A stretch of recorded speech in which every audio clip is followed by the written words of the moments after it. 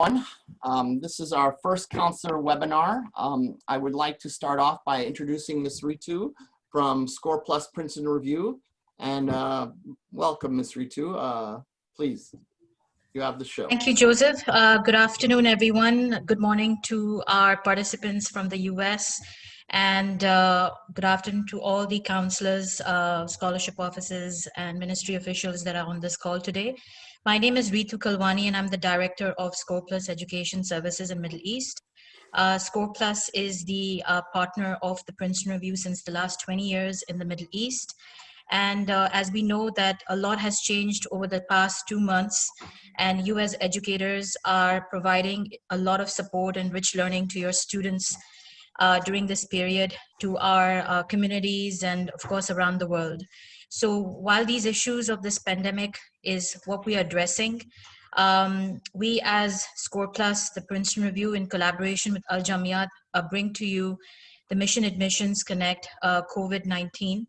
So of course, as many of you have seen the invitations that were sent out to you, we are going to be discussing several topics that are to do with the upcoming college admission cycle in fall 2020 and 2021. We will focus on potential impact on standardized testing, and a special keynote speaker from the Princeton Review is Mr. Robert Fernack. And then we are going to be discussing further things about the GPA, the impact of GPA, college visits, search, and demonstrated interest. So without further ado, I pass it to Joseph, who is going to walk us through the housekeeping for this webinar, as well as the agenda. Thank you, Ritu. First of all, I would like to tell everyone I hope everyone is safe and okay, and hopefully this shall pass soon. We have six universities, and then we also have Princeton Review with us. Each university and the Princeton Review will be giving a 15-minute review of a topic they've picked, and then they'll talk about their universities. At the end of the sessions, at the end of the talking sessions, we will have a question and answer. I would please ask you to do all your question and answer on the question and answer written, not on the chat. And then I will be going over the questions and we'll be answering them. As everyone can see, the schedule's on the screen right now. The first person will be Miss Audra Kreider from University of Kentucky. And Audra, it's all to you. I hope you have a good morning, and take it away. Thank you, Joseph. Good morning, everybody. I too second Joseph in sending everyone the best greetings in these very uncertain times. I hope everyone is well and healthy, and your families and your students are doing great as well. Next, Joseph. So I was telling Joseph earlier, the introduction to the university at this point seems a little bit like running a TV commercial during a movie. So I think maybe I will start with a movie, which is the topic you all came here to learn about today, the COVID-19 and what it's doing to higher ed. I don't think that I have any more authority to speak about it than anyone else, really, since there is very little we know about the situation. It's ever evolving, and the credentials of the institution, I thought for those who don't know, I'll introduce the University of Kentucky just extremely briefly to begin with. We are the flagship institution of the state of Kentucky, a major public university, and we've been around for more than 150 years. And after the world wars that the university has seen and the Great Depression, this still is a new situation that we are facing. So next, Joseph. The two big questions, of course, in light of how COVID-19 is going to affect this year. Next, please, Joseph. Mostly will be answered based, next, thank you. Mostly will be answered based on what we get from the students. The two questions I see for this year are, number one, what is happening to the admissions? Is there going to be any change in the admission process? And number two, what will happen in the fall? What is going to happen to your senior students in the fall? So the universities are building all response strategies based on the students' reactions, and the students, of course, are reacting based to how the virus is evolving and how the pandemic is moving around the world. I pulled as, I probably listened to a good couple dozen webinars, my team and I, since the pandemic started. So the information that we present to you is not something we invented. The information I pulled is from a variety of sources. Here we go, 46% of international students indicated that there would be some type of an impact that the pandemic had on their plans to study abroad. Next, Joseph. And out of these plans, 47% are planning to defer. So as you can imagine, if 47% of students defer or go to a different country to study or do not come to study, the campuses in the United States will look very, very differently in 2020 than they did in 2019. Next. So to go to the first question, what is happening to the admissions, and is that process changing? If I were to give a very short answer, it would be not much is changing, because most students were admitted before COVID-19 actually broke out worldwide, especially students who are applying early decision, priority deadlines, early action. All of them had already applied, the files had likely been processed, and if the admission decision had not been released, it was likely due to the fact that the institutions were still working on financial aid packages. For those institutions that continue the process of rolling admissions, the change most likely was beneficial to the student because institutions became more flexible and more willing to work with electronic documentation, with accepting pass-fail, with waiving test scores that were required for this fall's entrance. So, but that is hopefully not going to be the majority of applicants going to the university this fall. The 7,000 that were surveyed in this graph here were domestic students. The first slide was for international students. So we still see that the impact, even domestically, has been pretty dramatic. And the numbers that were presented in this were actually a bit older than the situation is today. So that came from mid-March. Next. For high school counselors, I thought this information might be interesting. This was a survey for students and what was affecting the seniors and what the concerns were for them. And when looking at the changes in admissions processes, we also thought it was important to consider what the students were most going to experience or experience most dramatically during this stressful time. Next. Joseph, thank you. So I wasn't aware of all the presentations, and my talk is probably going to be the most simple and complicated, since, as I said, for the most part, not much has changed. Alternately, when we enter the question of what is going to happen in the fall, the answer will be, we really don't know. Most universities are going to hold off on fall decisions for as long as possible. We all want to have our campuses back up and running. We all want our students to return back to the universities. We all want them to have in-class classes. We want them to be able to use the university facilities. Everyone wants to normalize the life that we are living today. So We at the University of Kentucky are making our decisions literally day to day. We did go online for summer, like some other institutions did.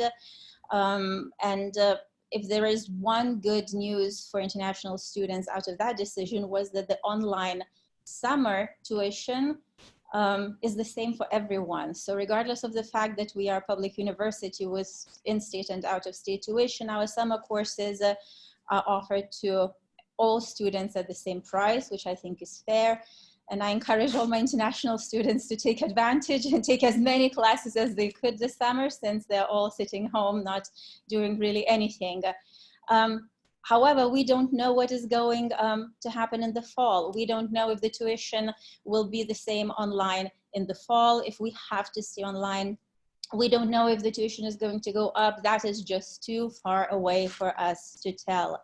As far as admission right now, the University of Kentucky has done the same as hundreds of universities around the United States by waiving the test score requirements, by looking only at the GPA for admission, by accepting pass-fail, by accepting AP scores that will be taken online. So most universities will be doing the same as well. Next. Another big move is that all the orientations for admitted students, and there are many international students in the United States who attend orientations, have been moved online. I found this website very useful to be able to just go and see if the university has a virtual tour, and to get a direct link to the university's COVID-19 response website. And that way you don't have to Google around and try to figure out what the university is saying about it.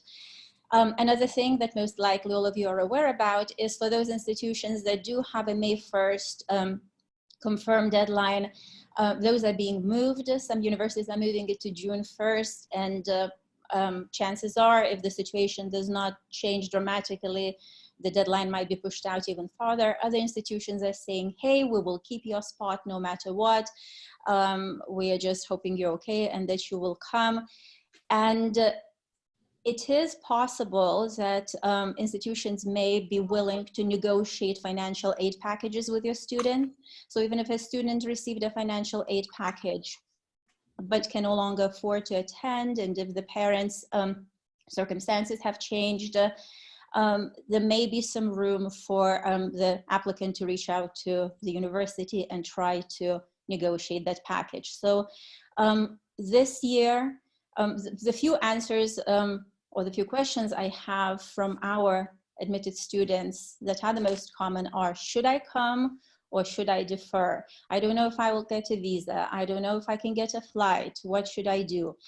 And what we are saying is, if you can, and if the situation is okay, and we do in-person classes, come.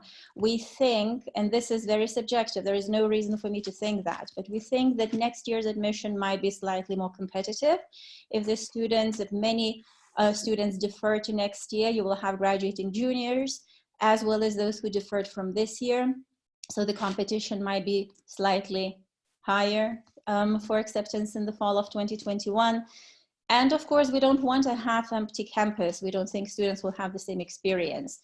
They have many different conversations about how to do it. Maybe just bring freshmen and seniors to campus for allowing social distancing, maybe put the first semester online, but nothing is confirmed. So I really cannot say right now that we know what will happen in the fall. And therefore, right now we are saying, if you have been admitted to the University of Kentucky, we suggest that you please come, unless you cannot get a visa interview, which is possible in some countries, as we are hearing. Next.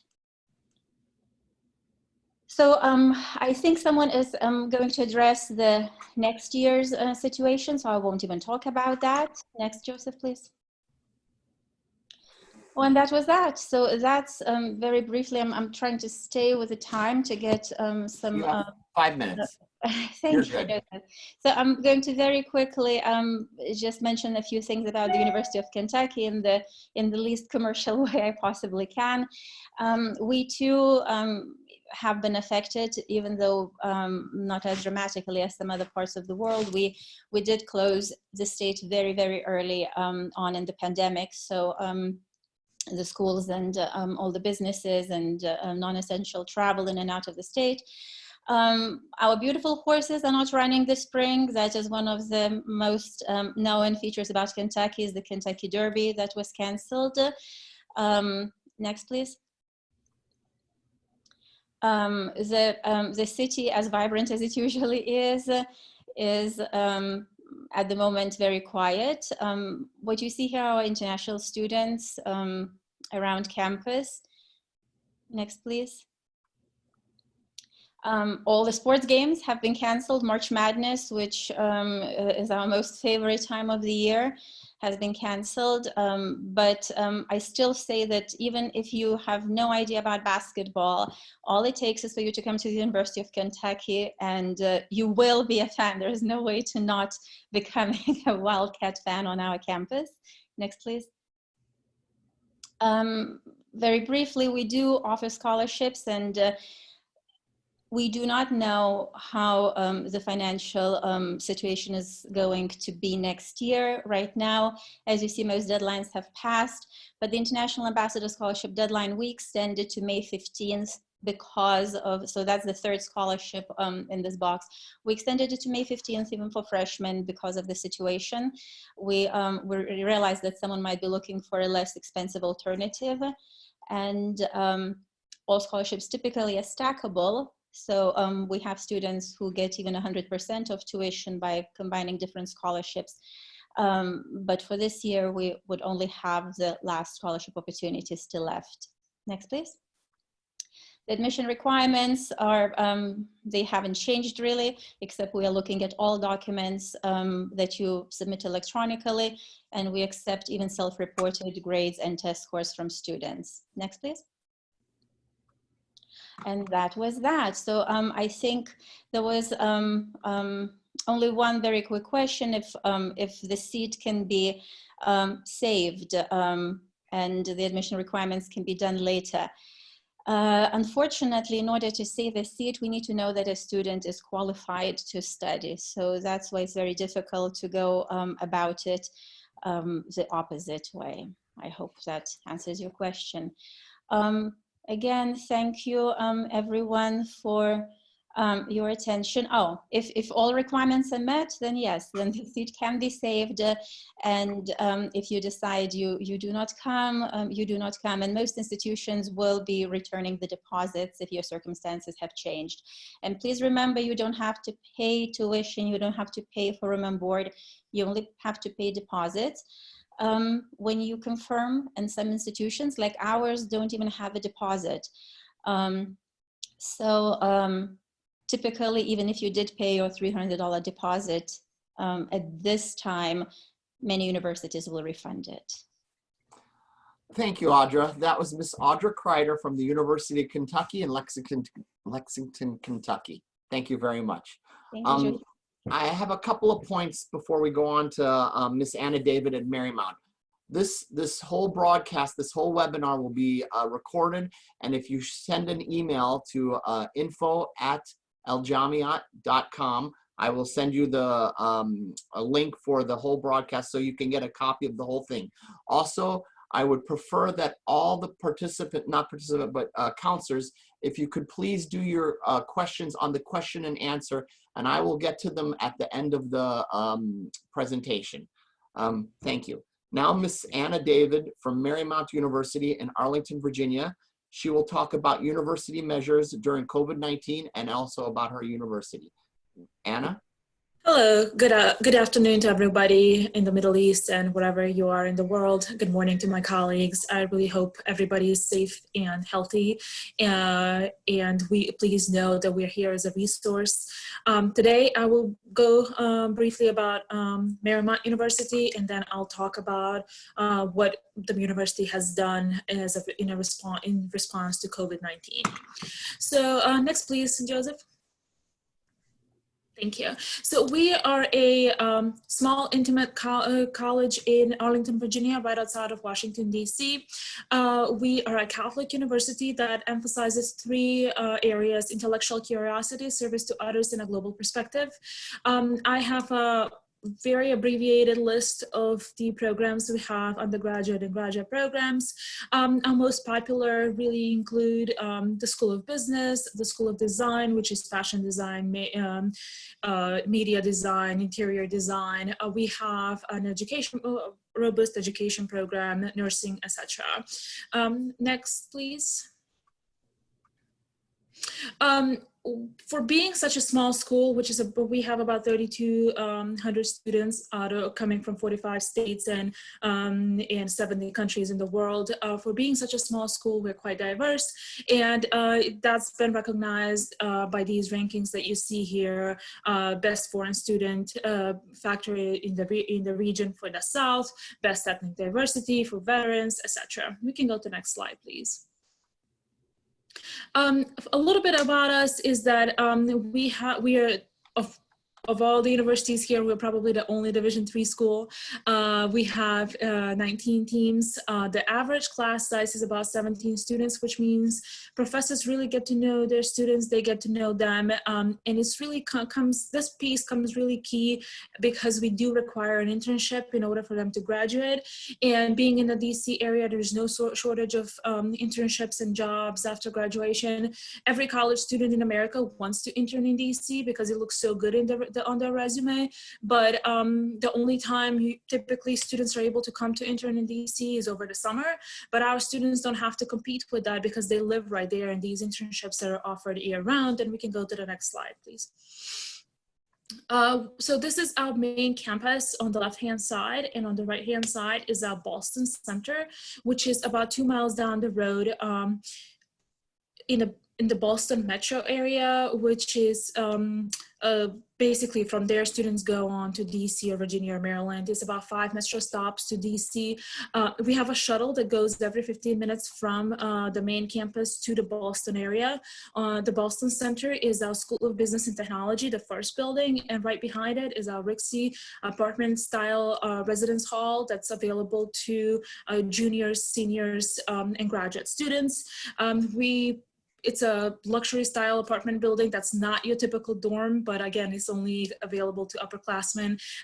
Freshmen and sophomore do live on main campus. We can go to the next slide. So like I said, internships, at least one internship is a requirement for graduation. International students do get to do that as a part of their CPT as well. Amazon is coming into Arlington for their second headquarters, and these are some of our biggest employers and internship providers to our students. So one of the best benefits of the location is, again, the exposure. Every federal government agencies here, every embassy, the World Bank, and a lot of the companies that you see on here. We can go to the next slide.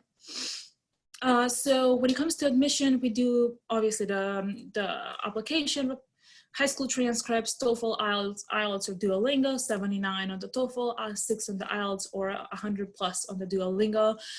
SAT and ACT are optional for students with a 3.0 or above, but as my colleague explained a little bit before, we are very flexible with the SAT, ACT optional right now. We do know that the TOEFL and obviously Duolingo have capability of having the exams online. So that's what we are asking our students to do. Letter of recommendation and an essay. I have the tuition rates and the standard room and board here. I did not include the scholarships here, but we do have merit-based scholarships that every student that gets admitted gets between $10,000 and $17,000 per year.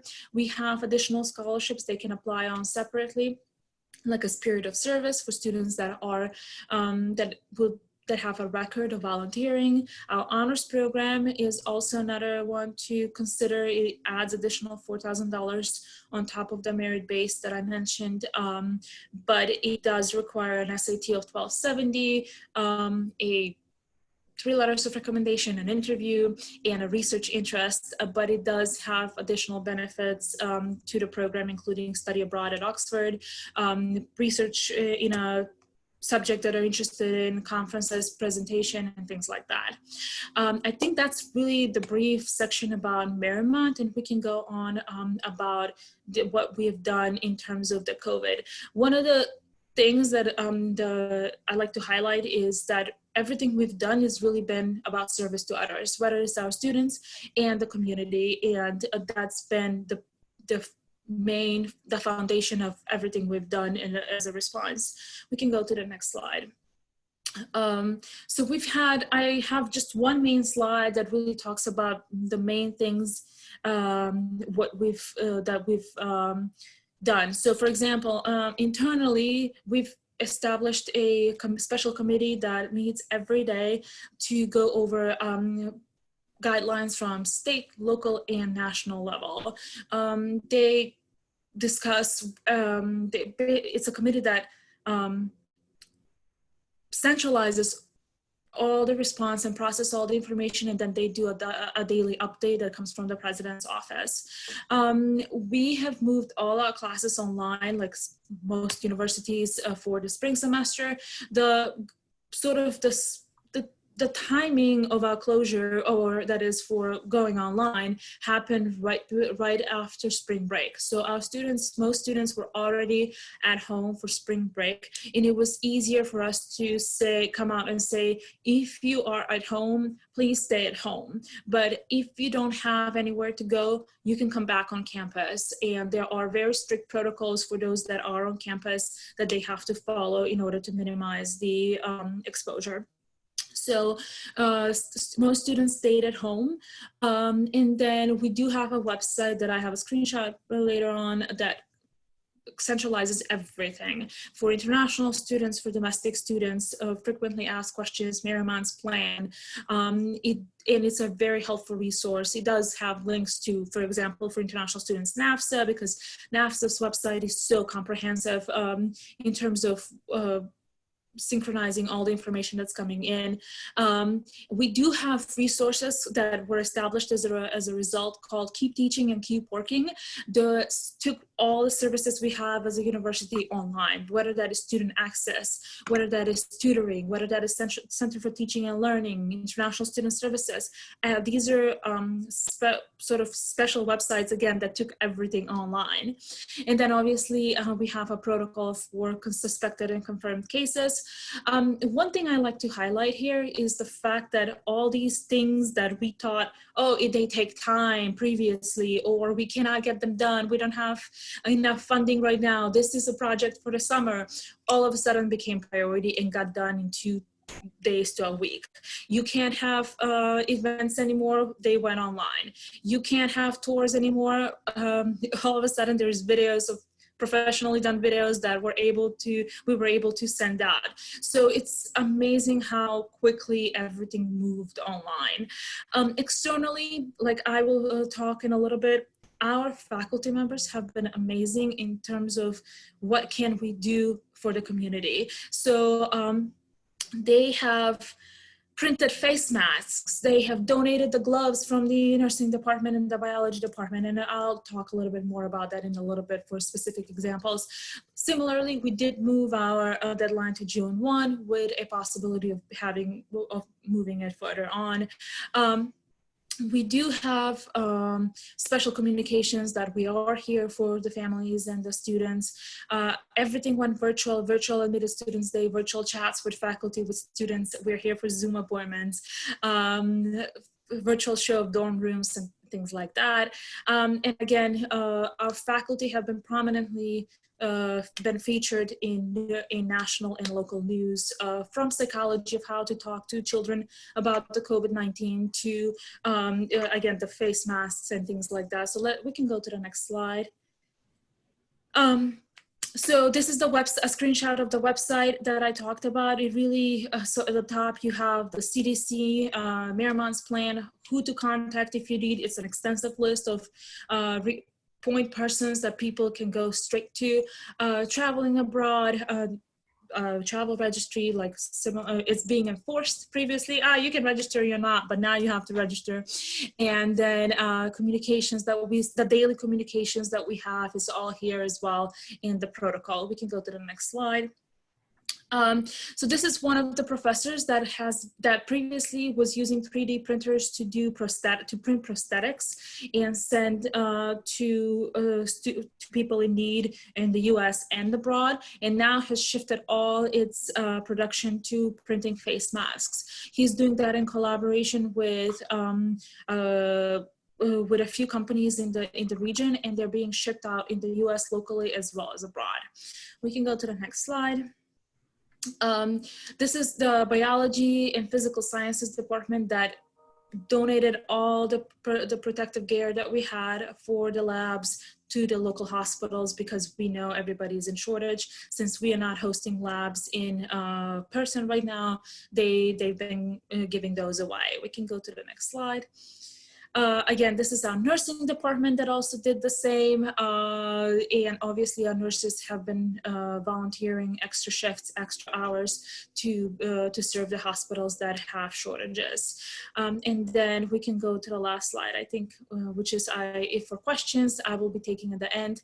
I know I kind of went through it very quickly, but that's gonna allow some more time for the questions and answers at the end. Thank you. Thank you, Anna. That was Miss Anna David of Marymount University in Arlington, Virginia. Thank you again.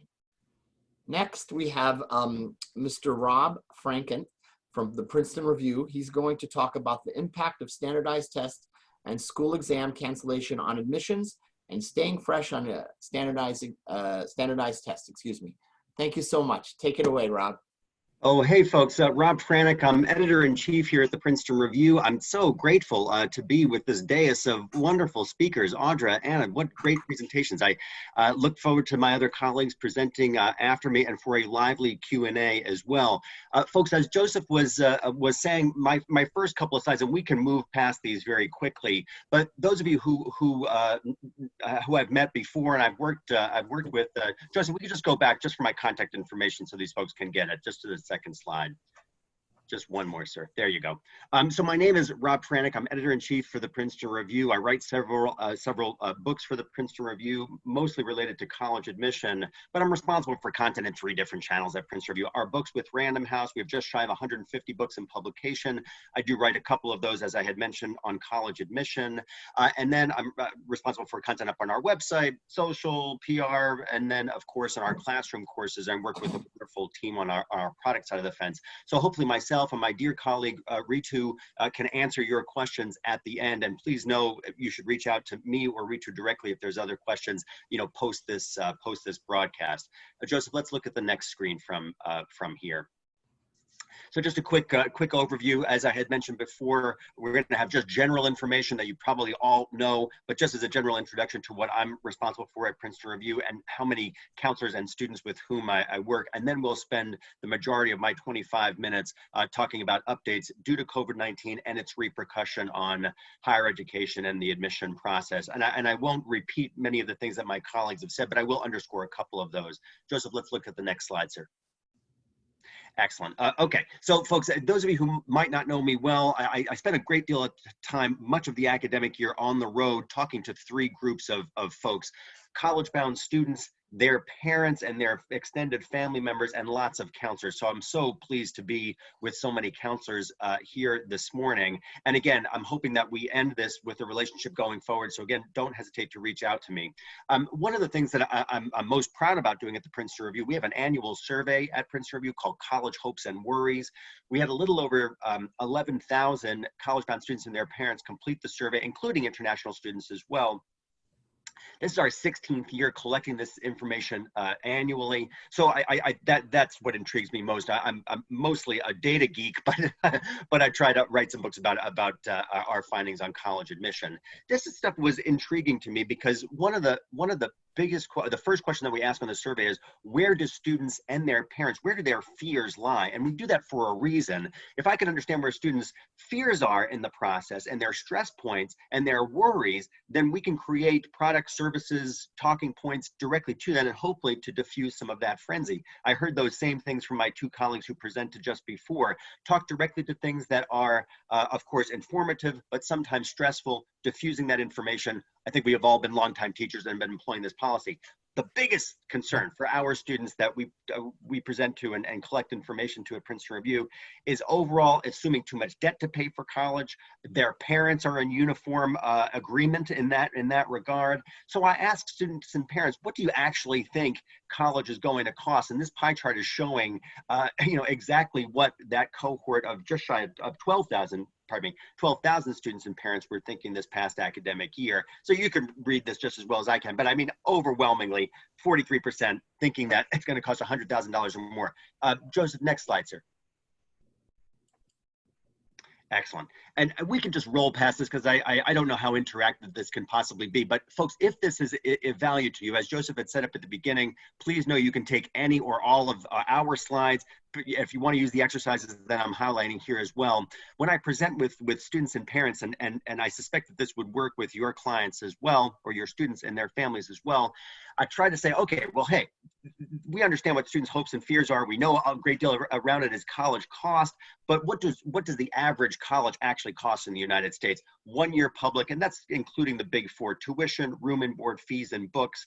And Joseph, we could just roll down this list. If you could just click through it, then you'll see the highlights. So this is so revealing to so many students and parents when I'm in an audience of a few hundred students and their parents. When you actually tell people, oh, sir, I think you're going a little too fast, sir. Yeah, let's just stay on this slide. I'll tell you when to move to the next one. Sorry. That's okay. So just thinking about what the average costs of public and private schools are. And I have people call out from their seats, what do they think an average year would cost for a public university: tuition, room and board, fees, and books. And we have so many, not surprising to folks on this call, so many students and parents that shout out $40,000, $50,000, $60,000. Of course, when you get to the private schools, it can be well over $100,000, sometimes $200,000. And I suspect that this exercise would work with your students and parents. And then the reveal is, although it is some slight solace, that about a little over $21,000 and just shy of $49,000 is the average cost of college, both public and private, average across the states. This other concern, again, number one concerns for our students and parents at Princeton Review is assuming too much debt to pay for college. When the reveal comes out that it's just shy of $30,000 instead of an average of $100,000 plus, that's certainly revealing to them as well. And I do this for a particular reason. If we can, again, diffuse some of the frenzy, inform students and parents, make them confident. I do this with my own students at Princeton Review. When they sit in my SAT or ACT class, I tell them very clearly, we're not going to have a ton of fun in here for the next 6 weeks, but there's not one question you're not going to have encountered with me, and you're going to be prepped and ready for this exam. I say the same thing about the college admission process, particularly in these COVID times, because there is so much frenzy, but we can diffuse it by giving information, as Audra was saying, as it happens, because some of the paint is literally still being applied as we're having this conversation. Joseph, there's one more stat down there, which is the outstanding student debt, 1.5 trillion. When I put that number up, and I know folks on this call are well versed in that average debt, the outstanding debt. But when we think about it, we have to talk about it in its component parts. That 1.5 trillion is not just inclusive of undergraduate schools, four-year undergraduate schools, but it's inclusive of law school, B school, medical school, all the professional schools, as well as all grad arts and sciences. So if we just remove grad and professional, that would bring it down by at least 40%. So again, empowering students and their parents with good and clear information about the admission process. Okay, Joseph, let's move to the next slide. I do this exercise, and Joseph, we'll just hold until I tell you. I do this exercise with students and parents. Counselors that are listening in, I encourage you to use this. You needn't give me any attribution for it, but I think it does set the tone very nicely on the power of brand and perception. And thinking about this, so I asked this survey in a live audience. I asked this question in a live audience. What if money and academic admission were not factors in your choosing of a school that is truly going to be your dream school, your best fit school? What would your schools be? And I ask this questions of students, and I ask it of parents. In a live audience of 1,000 students and parents, it works 99% of the time. And that I give them a couple of 30 seconds or less than 30 seconds to write down those schools. And then I name off not more than 20 or 25 schools to ask them to cross off of their list after they've written those things down. And you guys know what these schools are. We hit every Ivy League school. We hit some of the nationals. Of course, we hit schools that are just love letter schools across the state. And we certainly do this on every presentation that I do with a live audience, but we did it also with that cohort of just shy of 12,000. So we'll just look what they said. So Joseph, you could just hit it one more time for the student responses. One more, sir. Excellent. So for students and parents, this is what parents and students are saying, that their dream schools would be if money and academic admission were not factors. And this is the stuff that I think is so interesting. Because, you know, when we think about Stanford, the 44,000 students who applied, the 4.2% of whom were accepted, we know that those students are superlative indeed. And although these are wonderful schools, we know that they're not great fits for every one of our students. So my mission, and certainly Ritu's mission at the Princeton Review, is making sure that we're extending that lens so that students and parents can feel confident about saying, you know what, Marymount or University of Kentucky or Virginia Tech, I mean, all of these schools are glorious schools and we write about them in detail at Princeton Review, but maybe we should extend our lens just to make sure that those schools are truly dream colleges and best fits. Joseph, we'll move to the next slide, sir. We talk about fit in four different ways. You can read these things for just as well as I can. Academic fit, campus culture fit, financial aid fit, career services fit. In my opinion, and the opinion of my colleagues at Princeton Review, we can't decide on a school unless we talk about these four criteria. Now, unapologetically, lots of stuff fit into those four different buckets, but in my mind it gives a fairly clear context as to how we can set up that conversation. And I heard the same thing from my colleagues that were presenting before, and I know from our colleagues that were presenting after me, talking about these things as part and parcel of our conversation around admission. Joseph, one more time, sir. Excellent. I should tell you, why do schools hate Rob Franek so much? I should tell you, this is my 20th year at the Princeton Review. I've been writing this book for a long time under different iterations, different editions. The most recent one came out in August of 2019. It's called The Best 385 Colleges. I put this book up here specifically because I think that it is so different, and this is not a pat on our back virtually, but it is specifically a book that is not my opinion, right? Schools dislike it because in many ways it might not be flattering to every school. In many ways it's incredibly flattering to those schools. But here's the thing, and Joseph, we could hit that bar one more time, sir. The difference between this book and nearly every other college guide out there is that now, I said I've been writing this book for a number of years, and we go directly to whom we can consider college experts of their own experiences, and that's not me or my team at the Princeton Review. We go directly to whom we consider experts of their own experiences, and those are current college students.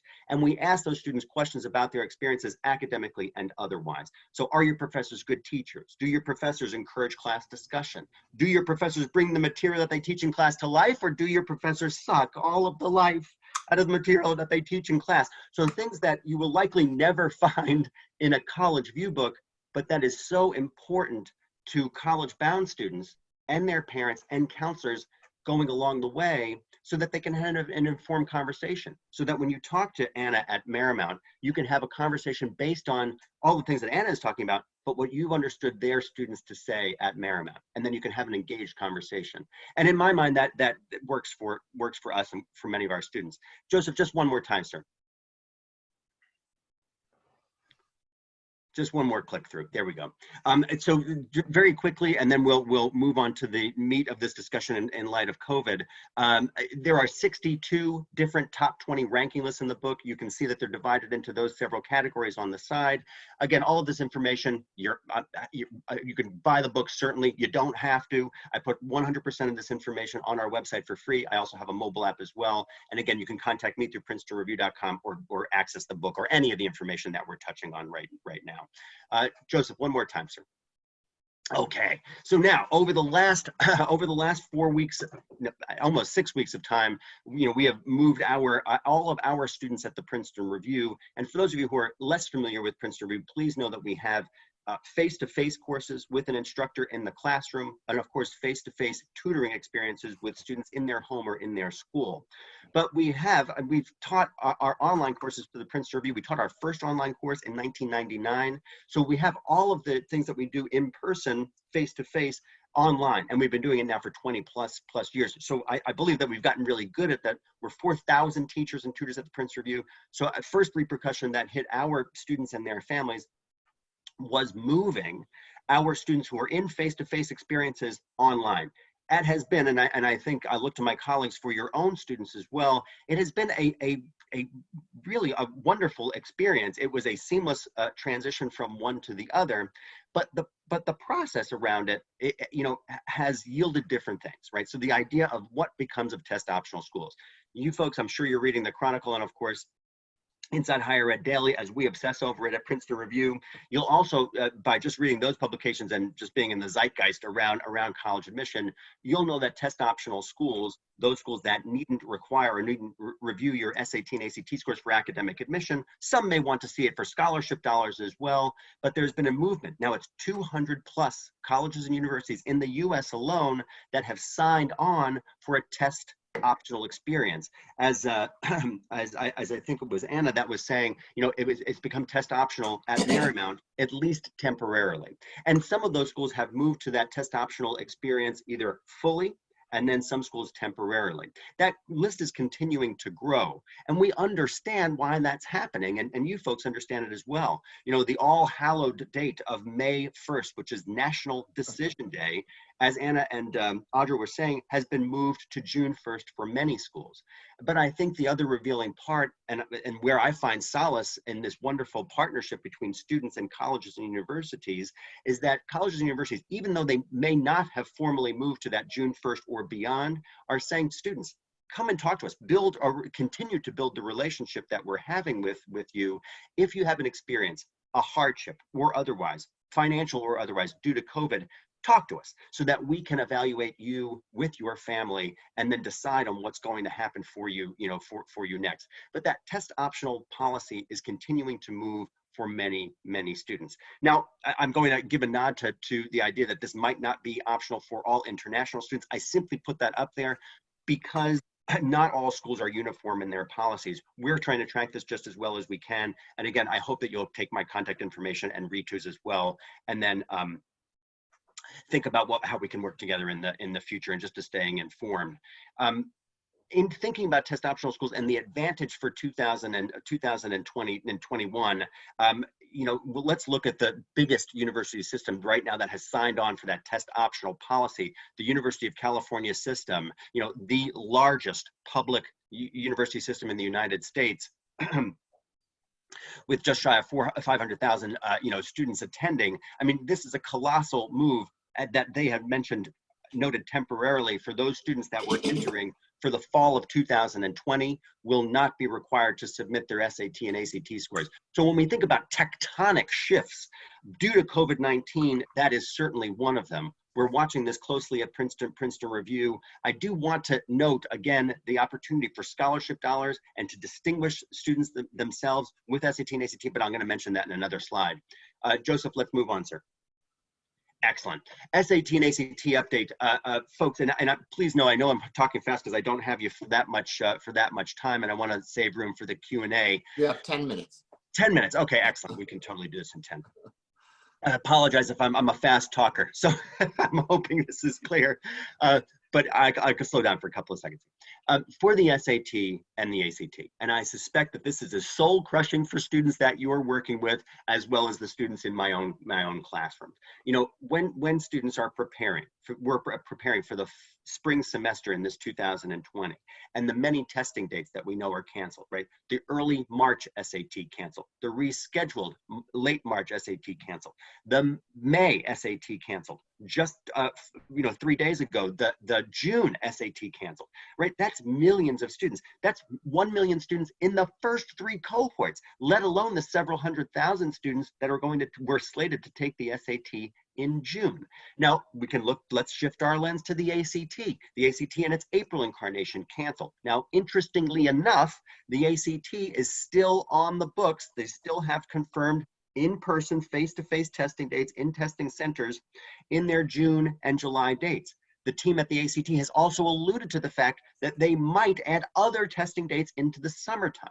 So the College Board, however, is saying, no, we're not going to do that, right? We are going to offer our first SAT as a reparation for all of those students, those million-plus students that have missed it due to COVID-19 in late August. The one additional reparation that the College Board has noted is that we will add in, will add in another testing date, and that other testing date is going to be in September. So the College Board will offer the SAT from August until December monthly. This will also hold for international students. Now, as of Friday, the College Board noted that for those international students, that there may be an additional testing date for those international students. But we can at least know that for each of those months, August through December, every student globally will have access to an SAT, and then likely internationally, there'll be another testing date. Now, this is interesting for a couple of reasons. One, just logistical, right? How are we going to increase the testing capacity, right? The testing centers have to now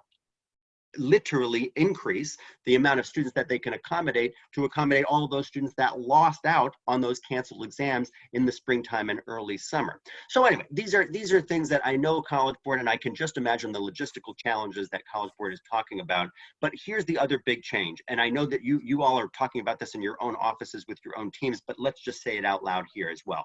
If the unlikely and sad reality happens that we've all alluded to, if colleges and universities do not reopen this fall, and high schools nationally and globally do not open this fall, then what happens? Now, the College Board has been very clear, and the ACT piped up in unison moments afterwards that they will offer an at-home solution for the SAT come August if schools globally are not opened. Now that, again, a tectonic shift in thinking about how schools are featuring and dealing with this issue. So again, we are looking for these changes. I'm updating them daily on our website. I do a Facebook Live feed here daily from my safe harbor home, but I'll note that as well. So David, Joseph, let's move on to the next slide, sir.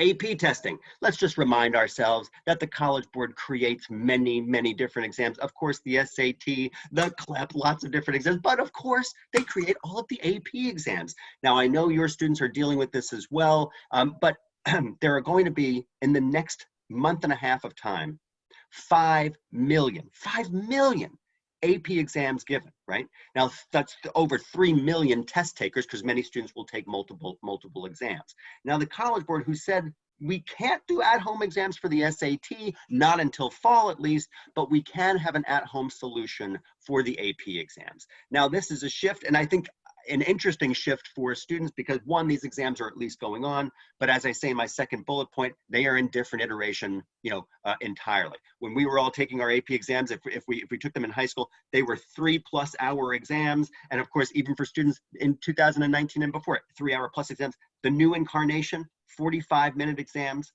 free response question, 1 to 2 questions in its entirety. So when we think about that, and that shift again, due to COVID-19, it is colossal, and any one of these things to think about them, but pork belly them all together, and these are true shifts that sometimes shake the confidence of students. Now, I do think that students are going to perform really well, and myself and team are teaching lots and lots of students through our APQ at the Princeton Review, but we should also know that College Board has been waffling on the dates that were there. They originally said students would get to choose between a May and a June exam. Then they said, no, only May exams and special opportunities, special requests for June. But now we're back to the 2 exam dates, starting on May 11th and then rolling through the end of the first week in June. So interesting stuff that's happening there. Focused on what the College Board is thinking about is the idea of testing integrity and security. The penalties for cheating are deep and strong. The College Board has been very clear. If students are caught cheating on that 45-minute incarnation of the AP exam, whether it's in May or June, you will be reported to the following groups. 1, if you're a high school senior, to the colleges that have already admitted you. If you're a high school sophomore or junior taking those exams, that will follow you along to the college that you apply to in the next year or years. Your school will have opportunity to review your review your AP exams in full to identify any inconsistencies. And of course, any scholarship dollars will likely be stripped of those students. So I mean, the consequences far outweigh any of the benefit, and that is what I tell my students globally at the Princeton Review. And we worked last year with a little over 1.4 million students, so it's a lot of folks. The idea of this book, this AP exam being open book and open note, and what actually entails open note.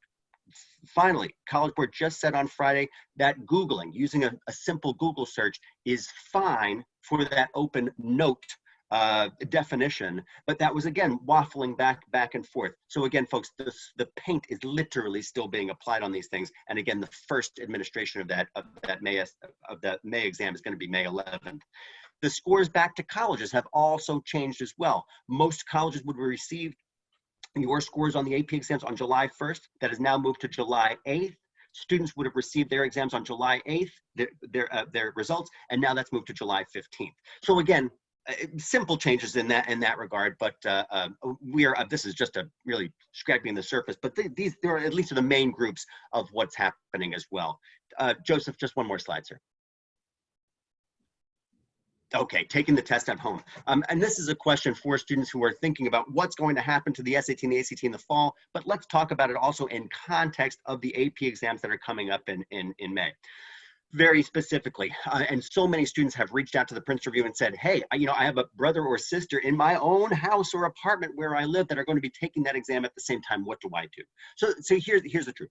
If a student can secure a room that has a door, that's great, but it just has to be a room where they can be private and be without any disturbances, and for that 45-minute exam. The College Board has also been very clear that you must log on to their platform 30 minutes before the test starts. Now I'm going to acknowledge for international students, this is particularly difficult. Most exams for the College Board, and this affects the majority of the population, will be given between 6 a.m. in the morning starting in Hawaii and then 9 p.m. in the evening for students across the globe. Many international students will literally be taking their AP exams in the middle of the night. And for those students, there's special reparation if they feel, those likely international students, if they feel that they didn't perform well in the AP exam. Once they get their scores back, the College Board, who creates the CLEP exam, which is a college college credit generating exam, CLEP, correct, CLEP, that they will give them a free voucher to take that exam once they're matriculating into school. So, slight solace, but there are those things. There are those things as well. But again, just thinking about that, and they're doing that for that testing and security reasons, right? So that's that's where we're moving. Joseph, am I completely out of time, sir?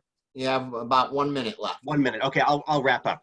Folks, we have all of this information, the idea of mastering open book and open note, and I am telling every one of my students, listen, the questions were created so that you wouldn't have to do a Google search or refer to OneNote, and that's the way I'm teaching our students at the Princeton Review. Quick reference sheet, awesome, totally fine to use that, but it cannot slow you down. 45 minutes is not a lot of minutes. Joseph, just the last slide, sir. Let's move on. Okay, one more slide. Okay, so as I had mentioned, I'm doing a daily COVID-19 series on YouTube, dealing with all these issues, SAT, ACT changes. You can simply follow us, subscribe to our channel on Princeton Review for YouTube, and I'm recording on the daily these very same issues. I'm going to end there, sir, and thank you so much for the time, folks, and I'll be around for Q&A as we move forward. Robert, thank you so much. A lot of information. Thank you. Excellent. You're welcome. Oh, sorry about that. This is his email address, contact information. Sorry, I didn't go to the last slide. Okay.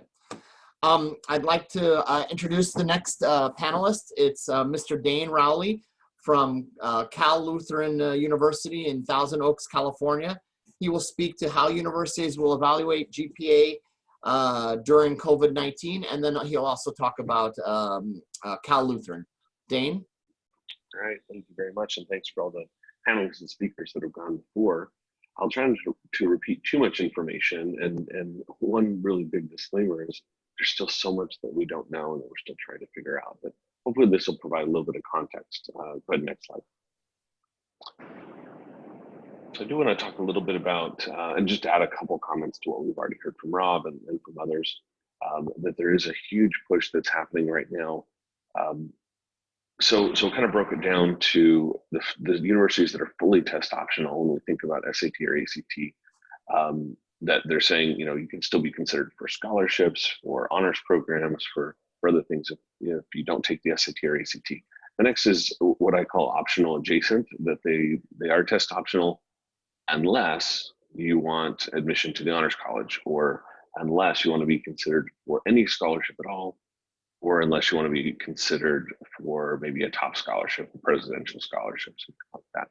And then also for many universities, including here in California, we are a private university, but the UC system, as Rob mentioned, as well as the Cal State system, are both suspending requirements for SAT, ACT, not only for this fall, not for this fall, but for next spring, next fall, and spring 2022. So not for this fall, but for starting for those entry points as well. So something to keep in mind. Now, as Rob mentioned, many universities have already been going in this direction towards a test optional or test flexible policy. This is just driving that and driving announcements quite a bit faster. All right, next slide, please. So one of the things that students are worried about is just what's going to happen now. And as we've already talked about, essentially, and I actually looked at dozens of university websites on this, whether it's in the US or also in Canada. And the agreement is that if the testing company, including IB, AP, and also the IGCSE, if the testing company verifies results from students, that universities will honor those results. Now, that may be, again, if the AP test is offered online or if there's other assessments that are in place. But that if the testing agency certifies it, then universities will still follow their pre-established AP and IB transfer credit policies, which I think is comforting for students. I think the faculty, sometimes there's going to be some concern at universities, but I think we're all just going to have to roll with it. Next slide, please. This is where it gets a little bit more challenging, because a lot of our efforts in COVID and responses have been towards our admitted students for fall 2020. But we really need to think about how this is impacting the educational experience and the grades of our current freshmen, sophomores, and juniors. And so we're talking about AP testing now or IB testing now, but what about next year when students are seeing the culmination of their exams, when they had a really key term in their high school years really disrupted. So as I've talked to universities and done a few polls and other things, essentially what most universities are saying is this kind of divergent to the top one, which is to continue to look at GPAs as they are reported on the high school transcript, not necessarily do any automatic internal bumping up or consideration of higher GPA, but to look at that in some ways on face value, but then with additional review of students. Did that country shut down for 3 months, or was that high school only shut down for 4 weeks? There's going to be a need for universities to really look more deeply at each applicant and at those transcripts.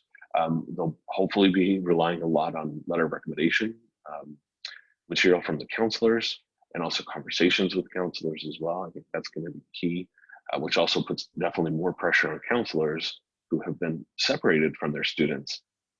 We're asking them not only to know the students so well that they can write a great letter of recommendation, but also hopefully speak to what the students' experiences were in quarantine, maybe even in a different country from where the counselor themselves are quarantined. So we're asking a lot from the counselors. And I think universities, our responsibility is to be even more flexible, more open to some of the nuances and some of the contextual challenges that the students have had. We need to be open to that. And then the other thing that students will have power over, I think, is how they weave this narrative of COVID-19 in their country and their community and their family, how they might weave that into their college application narrative or into supplemental questions and how things might have been impacted. I want to make a note about pass-fail, because a lot of universities like mine have given students the option to do pass-fail for a course if they so desire, but not required. We know that there are certain professional schools that don't take a pass-fail for medical school entrance or for other things. I think similarly, some universities are not going to include anything with pass-fail into the overall calculation of GPA, obviously, but they still would look at those pass-fail grades to determine whether the student met basic admission requirements, like did you have enough math courses, did you have enough social science, things like that. but that is going to change things. So the students may have less grades into the mix of their GPA because if they do have a semester of pass-fail. So that could impact things. That means that the other terms are going to be higher stakes in terms of their grade point average.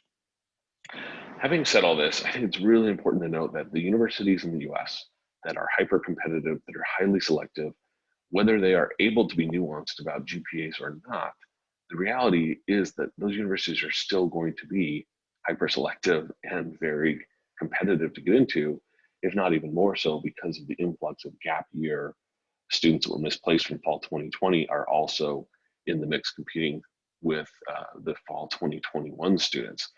So I think that there is going to be a logjam there. And I think that students, even though we can tell them that it's going to be okay, that we're going to consider those GPAs in context from this spring and look at their grades and maybe not be too harsh about dropped AP courses or other things.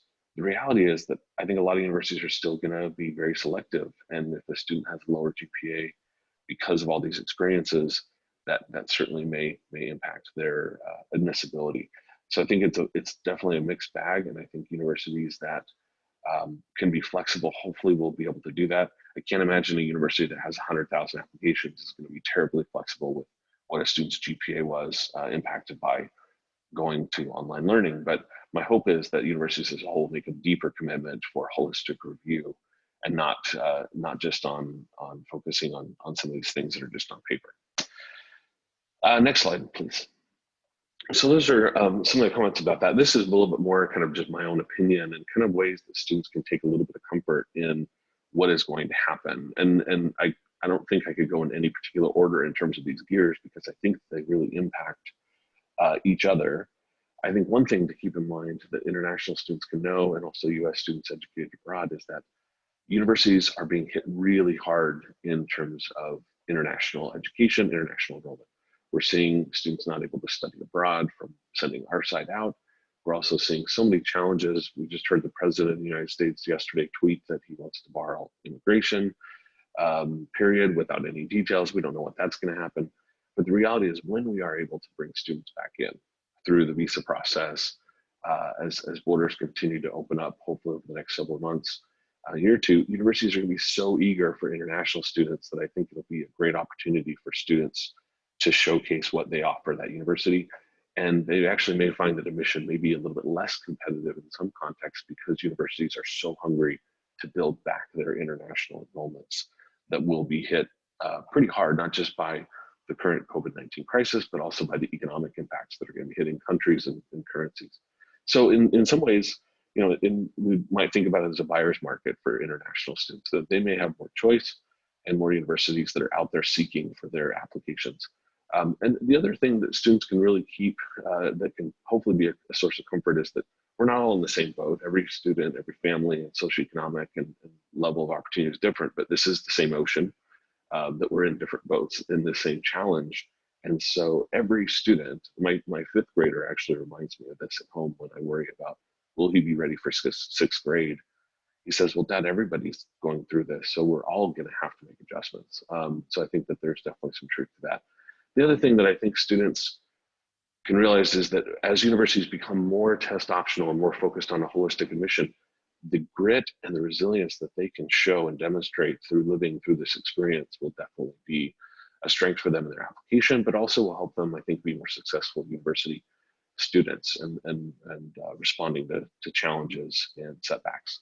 So I think there's definitely some things we can learn from this and things that may be positive, while we're also adjusting to some real challenges. So hopefully that's a little bit helpful. Some of my other colleagues may have other things to note about GPA calculations, but again, the bottom line is that universities aren't actually changing their policies. They're just hopefully going to become a little bit more nuanced and more contextual. So that's a little bit about the immediate question. I do want to share just a couple things about Cal Lutheran. We are in Southern California, which is a great place to study for many, many reasons. I think right now, one of the most important is how diverse and welcoming the state of California has been and will continue to be as well. Go ahead, next slide. A little bit about where we are. We're in a city called Thousand Oaks. We're a small university, suburban setting essentially, and we have about 4,200 students. And one of the great things, the balance that our location affords, which is a safe environment for students to live and to learn, but then proximity to places like Hollywood, 45 minutes away, or Los Angeles, 60 minutes away. While even though the communities of Ventura County are really kind of quasi-bedroom, suburban farming communities. And so we actually have a lot of open space and a great balance for students and a lot of safety. Next slide, please. I think the more powerful images or information is probably in the images less than in some of the words. We're, as I said, a small school. We're Division III in the NCAA. So while we offer scholarships, as I'll talk about, for academics and for artistic talent, we don't offer scholarships for athletics. One thing I want to note is just really quickly the Cal Lutheran response to COVID-19. We still have, of the 60 students that are still housed on our campus currently, about half of those are international undergraduate and graduate students who chose to continue to live on campus. At no point have we ever said you are not able to be here. We've made adjustments in terms of how many students are in each suite or apartment to make sure that there's social distancing. But as long as students need a place to be, we're going to be a place for them. And so I think that really is indicative of the priorities that the institution has and that the values of the institution as well. Next slide, please.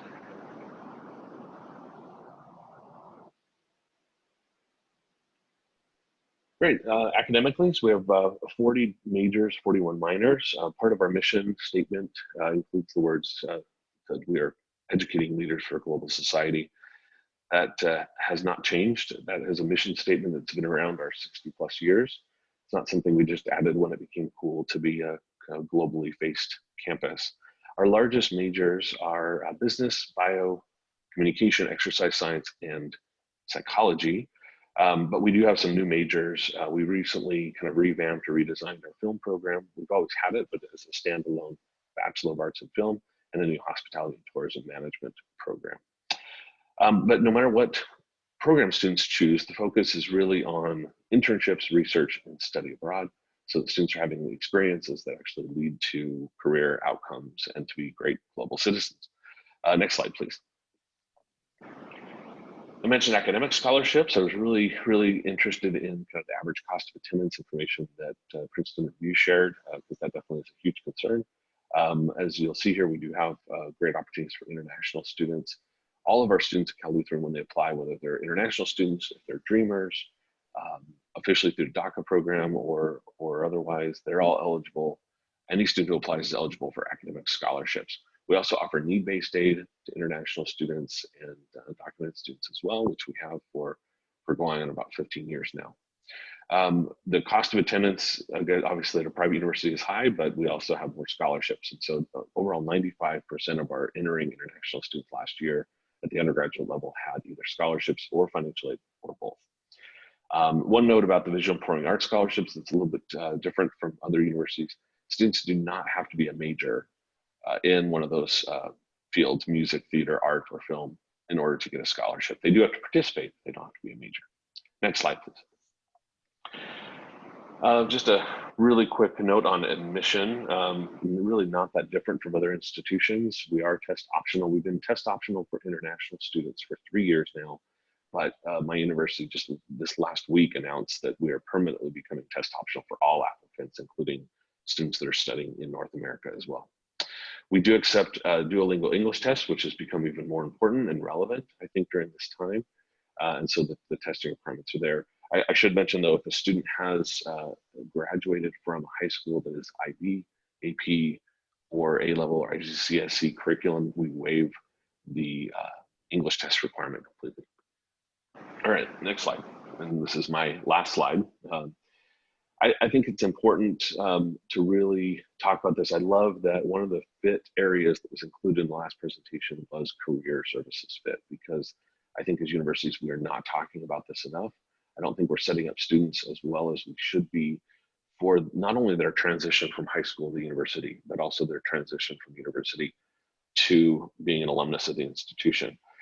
And we do that through resources that we pour into our career counseling program, the personal counseling, the skill building workshops for things like negotiating salary without getting fired, proactive job searches, how to help international students with the regulatory process of CPT, OPT, and H-1B, applications. And so it's way beyond the annual career expo that happens at universities, but also a lifelong support. And so I hope this is true of most universities, but certainly for ours, that a student who graduates from Cal Lutheran will have access to our Career Center for the rest of their life. Whether it's 10 or 20 years from now needing some resume help or a career change or technology kind of outsource them out of a job and they need some help, they can always come back to us and we will support them through our alumni networks as well. So that's information from Cal Lutheran and a little bit about how COVID-19 is impacting us. I hope that this finds you safe and that your families are safe. And again, I can't say that we're in the same boat because we're all in different circumstances, but this is definitely the same challenge and current that we're all wrestling against, and hope that this webinar helps and provides some great context for you. Thanks. Thank you, Dane. A lot of great information. Thank you very much. Next, I would like to introduce Mr. Steve Lanier from University of Tulsa. Steve, take it away. All right, good morning and good evening. Hope all of you are doing well wherever you're in the world you are right now. It's a beautiful day here and I'm happy to talk to you about admissions. Okay, next slide. All right. My colleague has already discussed the issue of the role of GPA and the changes under COVID-19, but I'll go ahead and just brush over those real briefly. Of course, the growth of test optional, and in my university, we are also talking about becoming test optional for 2021. Of course, what really matters with students and admissions, when we look at things holistically, is we want to see that you are taking a rigorous curriculum, that you're taking difficult classes, not overwhelming yourself with difficult classes, but taking a rigorous curriculum. And of course, there are benefits to having test scores. There are institutions in the United States that do still require the SAT or the ACT, or that they require it for specific scholarships. So if you do have those scores, that does give you some options that you would not otherwise. And of course, the IB, AP, and A levels are still being recognized by institutions in the United States, and generous curriculum options and benefits from those as well. I'll also touch on the area of interest. Many universities, the more elite universities, want to look at your level of interest and how you have demonstrated interest in their institution. So many of the changes under COVID-19 are not so dramatic to the issue of demonstrating interest. The one option that students are not able to do with COVID-19 is to visit campus. And actually that's often an issue for international students prior to the COVID-19 pandemic, is that it is very difficult for students overseas to travel to visit universities in the United States. And so that is not such a dramatic change. But demonstrating interest can be done through applying early.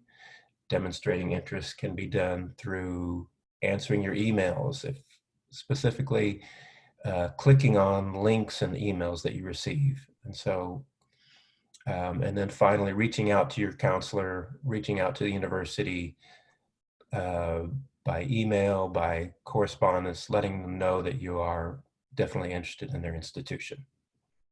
All right, so next slide. All right. Well, this is the University of Tulsa. We are a nationally recognized, internationally recognized private university located in the city of Tulsa, greater metropolitan area of just under 1 million people. We have small classes. Average class size is 21. We have a very diverse population. 15% of our students come from 60 plus countries around the world.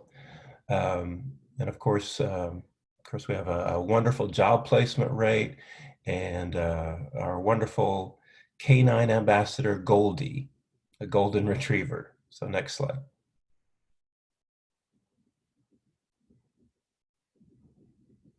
Okay, Most of our students live on campus, including at this moment, we still have a small handful of international students that are staying in our residence halls.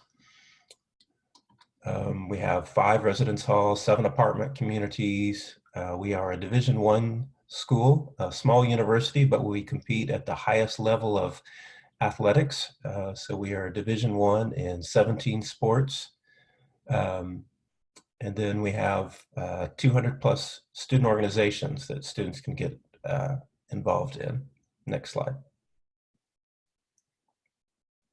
Okay, we have a number of great traditions, including homecoming with students and faculty and alumni coming from all across the country. We have the freshmen storm the campus, the football game, before the start of the football game. And then we have the Kendall Bell, which is students who complete their final semester, their final exam, then they can ring the Kendall Bell. And so that's an important tradition for our students. Next slide. Okay, our students have great success in the economy as they go forward. 97% of our students, you can see, go on to employment or go on to grad school within 6 months of graduation. They have excellent salaries listed there as well. Okay, next slide. All right, at TU, we focus on hands-on learning. And so students can get involved in research. We do millions of dollars of funded research each year through the TURK program, Undergraduate Research Challenge. We have internships available. Our students and our faculty and staff are involved in giving back to the community, 40,000 hours of volunteer hours. And we have wonderful new student programs of orientation and, okay, next slide. Okay, as I mentioned, we're located in the city of Tulsa, greater metropolitan area of just under 1 million people. We have the BOK Center, we have big time concerts, Ariana Grande, Taylor Swift, they all come through. We have professional sports teams, we have the Art District, we have the Bob Dylan Archives, and then of course the Gathering Place, which was named as one of the top 20 places to visit in 2020. Okay, next slide. Okay, just briefly, the admission requirements. Of course, we have an application, official transcript. We accept the Duolingo English test, as well as TOEFL or IELTS as means of demonstrating English proficiency. For the DET or Duolingo English test, we require a score of 100, TOEFL of 70, IELTS of 6.0. So passport ID page, financial documents, and then SAT and ACT are optional. Students international students are not required to submit either the SAT or ACT. However, if they do have scores and they've done well, they're welcome to submit those, but we do award scholarships regardless of whether a student has submitted a test score or not. Okay, next slide. Okay, and then we have some of our rankings, including Princeton Review, which was spoken of earlier. TU was listed among the colleges that pay you back. And so as we saw, students go on to great success in the career field. We're also listed by Kiplinger's, Wall Street Journal, Forbes, and others. And then we have our contact information. You can reach us at international@utulsa.edu. If you have any questions, of course, we have online tours and online facilities for everything. All right, thank you. Steve, also at the last slide, next to the last slide, I will present for all the counselors, I'll present everyone's contact information. So your contact information, your name and email address and website will be on the next to last slide, and that includes all of the contacts for all of the universities. Thank you, Steve. Great information. Thank you very much. Next, we have Mr. Tyler Oxley from Virginia Tech. He will talk about impact on 2021 admissions because of COVID-19 and talk about his university in general. Tyler, please take it away. Thank you, Joseph. So I'm from Virginia Tech. First, I'm going to talk a little bit about the university itself, and then we'll go into looking towards the future, identifying what's going to happen for the next application cycle. I think a lot of the things that I'm going to be talking about have been discussed earlier, so I'll kind of rehash a little bit and hopefully be able to bring in a little bit. So first of all, a little bit about Virginia Tech itself. Virginia Tech, we are a large public comprehensive university. We have about 34,000 students on campus, well, ideally on campus. Unfortunately, the campus right now is obviously a little barren. But hopefully things will improve shortly.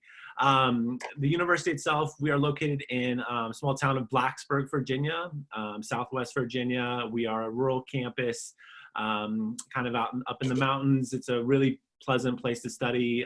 It's a very safe community. We are a very diverse university. We have about 4,000 international students across the undergraduate and graduate programs. And so, it is a welcoming community. It's a good place to come and study. We offer over 150 different undergraduate programs, everything from agriculture.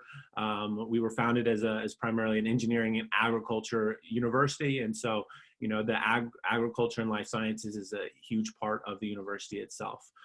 We have a fantastic resources for students to get involved when they're studying agriculture, numerous farms, equine centers, life sciences centers, things like that. We do have a really strong architecture and urban studies programs as well. One of the top ranked architecture schools in the US. I think Virginia Tech is probably most known for engineering programs. At the undergraduate level, we offer over 15 different engineering majors, everything from aerospace engineering to mechanical to civil to building construction. And so, definitely, certainly at the graduate level, that's definitely one of our more most large programs. Then we also do have a very large liberal arts and human sciences program, everything from political sciences to languages to multimedia journalism, data analytics and things like that. And so, definitely we are a comprehensive university, so there's a little bit of everything for students that have diverse interests. We do have a strong natural resources forestry department as well. Living in Southwest Virginia, there's an abundance of natural resources. And so part of the university's mission is to make sure that those natural resources are available for future generations. And then we have the Pamplin College of Business. We do hospitality and tourism management, business information technology, and obviously the general business programs as well. And then, lastly, the College of Science. You have your traditional physics, chemistry, biological sciences, and things like that. And then we have a couple different programs as well for students that maybe aren't entirely sure about what they want to study. University studies and explore technology are both undecided options for undergraduate students to come into the university, figure out a little bit about what their interests are. And then we do have a medical school, Virginia Tech Carilion School of Medicine, and a veterinary school as well. Next slide, please, Joseph. So next couple slides, you're going to talk a little bit about what makes the university unique or maybe a little bit different. I think one of the big aspects of Virginia Tech itself is our motto. Virginia Tech's motto is Ut Prosum, which means that I may serve. And so a big part of the university experience is giving back to the community, especially in times like that we're living in now. University students from time that started the COVID-19 started to impact the communities. Our students were involved giving back, doing food delivery for elderly people, going to grocery stores, doing grocery shopping for people who have immune deficiencies. You know, just making sure that everyone in the community was safe and had the resources that were needed. You know, for UPROSM students, a big part of being a student is giving back, but it's also something that is important in the application review process. And so we do put a large emphasis on what types of things students have done in the community to help improve or get involved in their clubs and organizations in their high school and in their community. Next slide, please, Joseph. And then the Hokie Nation. So Virginia Tech, we are home of the Hokies. For those of you who don't know what a Hokie is, it is it's more or less a turkey. It's a fictional animal, but it looks very, very similar to a turkey. And so, you know, we are proud to be Hokies. You know, it's something that it brings all the students together. And so, you know, we do put a large emphasis on making sure the community has new resources for all students. We have over 900 different clubs and organizations for students to get involved with. You know, so whatever types of interests students may have, there's going to be numerous different clubs and organizations for them to get involved with once they're here on campus. And then we also do feed our students very well. We have one of the top ranked food and dining facilities of any college campus in the country. And so, you know, that is something that we want students to feel at home, feel comfortable here. And so we do put a large emphasis on making sure our students have the resources and amenities to make their studies the best they can be. Next slide, please. And then lastly, kind of just finishing up, why Virginia Tech? Virginia Tech, we do have a very high graduation rate. Our undergraduate graduation rate is about 83%. And so, you know, we do have a lot of resources available for students to make sure that they are successful once they're here on campus. And so, you know, whether that's a writing center or a math center or tutors, special study sessions, or resources for outside of the classroom if you're having problems with your roommates, or, you know, if a student is having issues, needs somebody to talk to, a counselor. There's numerous resources available for students once they're here on campus. Average starting salary of graduates is over $60,000. I think that's significantly higher than the national average. And so, you know, there's a lot of reasons that our students are successful after they've graduated. We put a large emphasis on research here at Virginia Tech. And so we make sure students have a lot of opportunities outside the classroom to work with professors, work with companies, organizations, to gain experiences to help build that resume. We do have a fantastic career center that helps students from day one, helps them figure out how to write a resume, helps them identify areas where they can find internships and co-ops. And so, you know, there is there's a lot of opportunities available for students, you know, to help build the resume, gain experiences that will help them down the road. All right, next slide, Joseph. All right, and so kind of looking towards the future, the impact on admissions for 2021, you know, like I mentioned, probably a lot of these topics have been discussed, but I think it is important to reiterate the testing impacts, obviously, you know, as we discussed earlier, you know, Virginia Tech, we have been test optional for international students for the last 3 or 4 years, and we have made that for all students moving forward. So any US citizens or international students, we are going to be test optional for the 2021 cycle. TOEFL and IELTS, obviously that's going to have huge impacts. We are going to looking towards the universities are going to start using Duolingo, as was mentioned earlier. I think schools or TOEFL and IELTS are going to have at-home options available as well. TOEFL, I believe, already has one available you know, for students to take exams. So I think, you know, students are now, you don't really have a lot of things to do right now. Maybe it's your summer holidays and things like that. So, you know, I think there's going to be plenty of time for students to take advantage of study opportunities to help improve your TOEFL and IELTS or your SAT and ACT. So once it is available, your students can do the best they can. Next section, grades, marks, transcripts. It's more and more schools are moving towards pass-fail. And so I think one of the things that is going to be important moving forward is for schools to be as transparent as possible about what types of grading scales the school is using. You know, Virginia Tech, we get over 30,000 applicants every year. And so it's going to be really imperative that the schools, the high schools, the colleges are able to tell us a little bit about what a pass plus means on a transcript, or, you know, what types of other grading scales are going to be out there. You know, just so that we can do our best to understand what types of, how successful the student would be at our universities.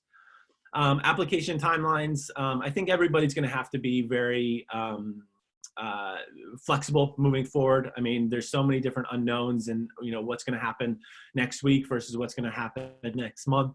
You know, so I think timelines are going to be shifting around. Virginia Tech itself, we have pretty strong deadlines for early action, early decision, and regular decision application. What it's going to look like for the 2021 cycle yet. But that is something that we are looking at and trying to be a little bit more flexible about what types of deadlines we're going to have, or universities are going to have moving forward. And one of the big ones I think that's going to impact the next academic cycle is going to be financial aid and scholarships. Universities are struggling right now. I saw one of the questions about giving refunds or giving prorating dormitories and things like that. And so universities are going to be in a hole for the next academic cycle. And so my guess is there are going to be significantly fewer financial aid and scholarships opportunities available.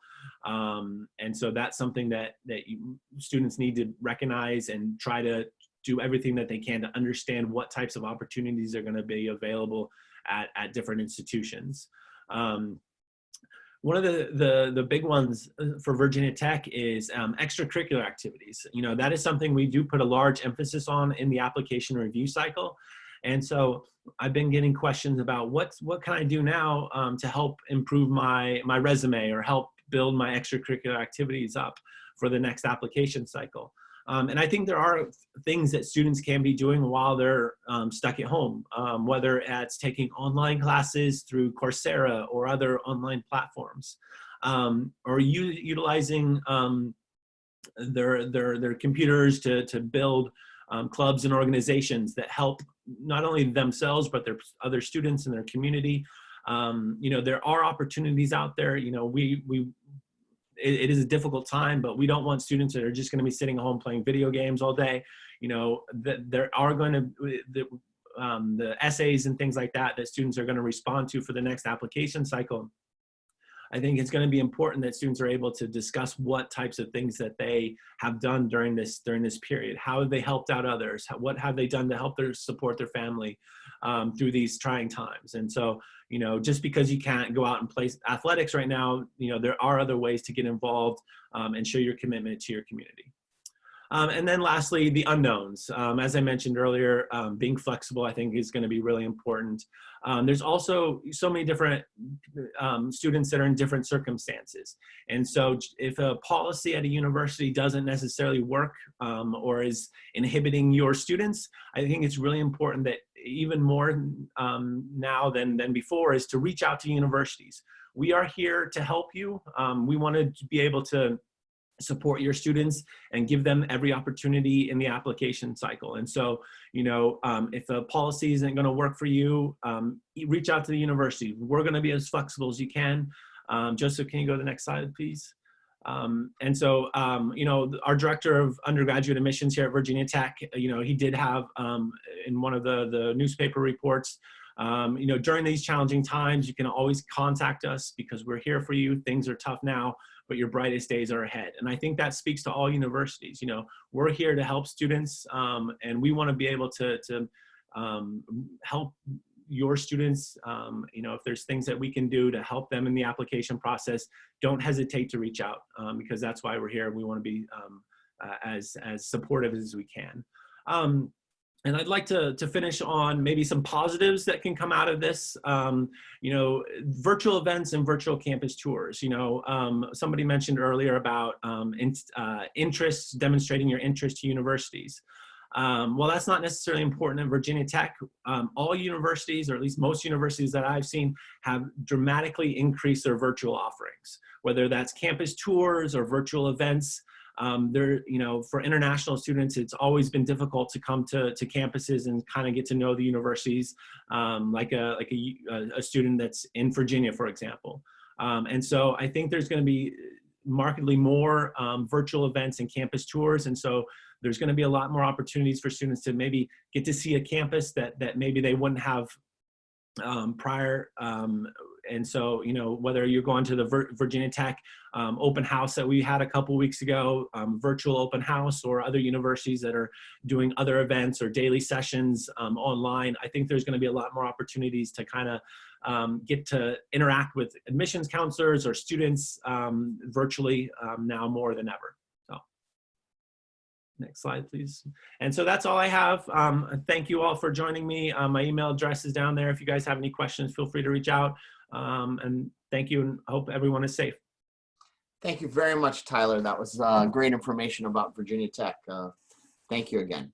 So last but not least, we have, Dr. Robert Coffey from Michigan State University. He's going to talk about sort of the guidelines to help counselors to support students in these COVID-19 times. Robert, please take it away. Hi, folks. I get to be bringing up the lead on this wagon train. I hope some of the folks are still out there or awake. Yeah, we do. We have a lot of people. I've got a handful of slides to introduce MSU to you, and then I'll spend most of my time responding to the topic of my presentation. So if you want to go to the next slide, Joseph. Okay, so we're probably the largest university on the call today. We've got over 50,000 students, and most of those students are undergraduates, about 11,000 graduate students. I think if you ask a lot of Americans what they think they know about Michigan State, they'll probably describe an image like the one on your screen. What you're seeing obviously is game day in Spartan Stadium, which is located on the campus. I think MSU is an incredibly exciting place to be a student. We have an alumni footprint of about 500,000 all over the world, and students come to MSU from over 130 countries. Next slide, please. If we could go to the next slide, kind sir. Oh, Joseph, have I lost you? Are you not? There. Wait, that's 2 slides now. I went to the next slide. Oh, sorry, one back. I think there might have been a lag on my screen. Okay, so here's the one, and there. It should have a map on it. Yeah. Okay. Well, if you're seeing the map, I'm seeing a different slide, but I'm happy. Oh, I think there might be a lag on my, there we go. Okay. So when I travel and I go to about 20 countries a year, a frequent question that I get off the jump at public university fairs is, where exactly is Michigan State located? We're located along the northern tier of the US. Our unusual shape is because we're surrounded by 4 of the 5 Great Lakes. So you're never more than an hour or so from some pretty spectacular lakefront. Another common question is, how easy is it to get to MSU? Detroit has an international airport that is a hub for Delta and thus the SkyTeam family of airlines. So we've got lots of nonstop service to several hub airports in Europe and Asia, and then really one-stop service to most global cities around the world. So it's quite easy to get to us. Some students may also choose to fly into Chicago, which would be a hub for One World and Star Alliance, and then take a shuttle flight to Lansing Airport or ground transportation. So we're pretty well connected. Next slide, please. Okay, so this is one of my favorite slides. I'm not from Michigan, but I've thoroughly enjoyed the 15 years that I've lived here. And you're seeing visual evidence of why it's such a pleasure to live in Michigan. Water is a frequent feature in how people like to recreate around here. So you're seeing some of our beaches and lakes. Especially in warm weather, folks love to be outside, although as you'll see from the picture in the top right corner, winter doesn't scare us. Those are frozen waterfalls up on our Upper Peninsula. And then on the lower right, you'll see a shot of our state capital, which is Lansing. And Michigan State University is located in a suburb of the capital called East Lansing. So we're quite close to Michigan's political center. Next slide, please. So we know that rankings are important for students and their families. We always encourage students to start with rankings, but not have their decision end with a ranking. But we tend to show up rather well in most global ranking systems, including the US News and World Report. We also did quite well this year in the Shanghai ranking. 25 of our undergraduate programs are ranked in the top 20 nationally, and that includes supply chain, at which we're #1. We've got about 200 areas of study at the undergraduate level. Next slide, please. Okay, so why don't I go into the crux of our conversation today, which is guidelines for how counselors, maybe this is our best thinking about how counselors can best support their students during the COVID-19 crisis. And I want to give credit to my colleague, Alex Smith, who's on the slide there. He's another assistant director in our office. It's really our best thinking, the two of us, as to what we think counselors can, how they can best position themselves to help students. Next slide, please. So when Alex and I got together and thought about what we thought counselors should know about how best to support their students, you know, certainly we're at the tail end of this admission cycle, but as folks know, in just a few months, we'll be rolling into the next one. And as many unknowns as we're dealing with now on the tail end of this cycle, I think it's certainly true that there are even more unknowns about what the coming autumn will bring. So let me start with this notion of flexibility. And here I know I'm echoing some of what my colleagues have had to say earlier on the call today.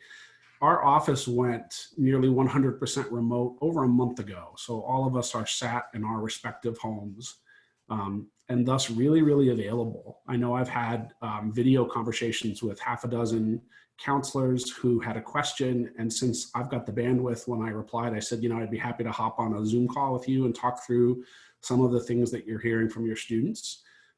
We're very eager to, and have a lot of empathy, and certainly feel a lot of solidarity with students and their families right now about how complex and ambiguous of a situation this is. So I guess a key takeaway would be, just as my colleagues have said, we're really eager to help students and families and counselors problem solve, find workarounds, find solutions.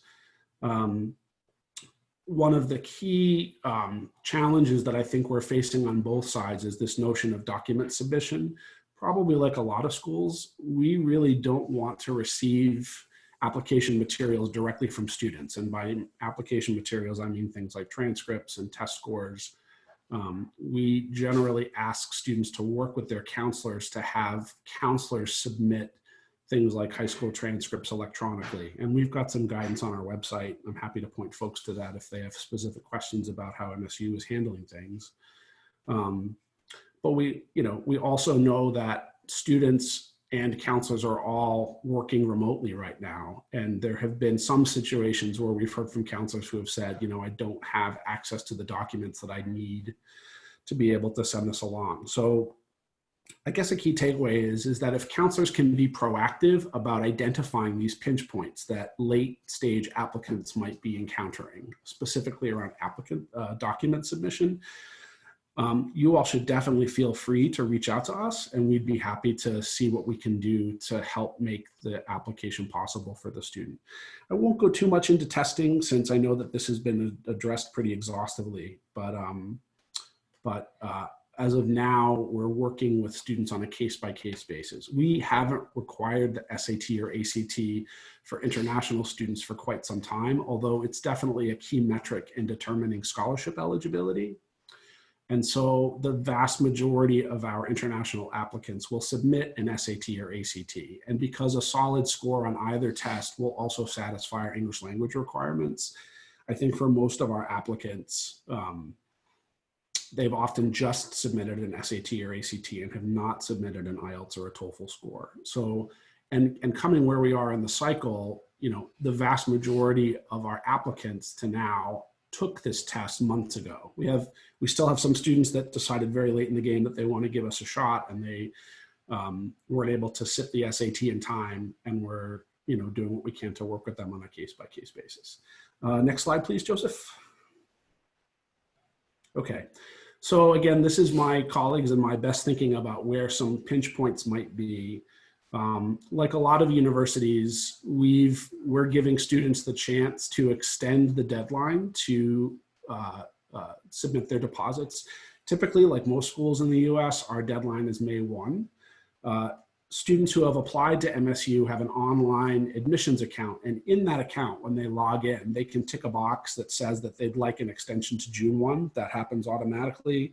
They don't need to request that from us. They can do that on their own.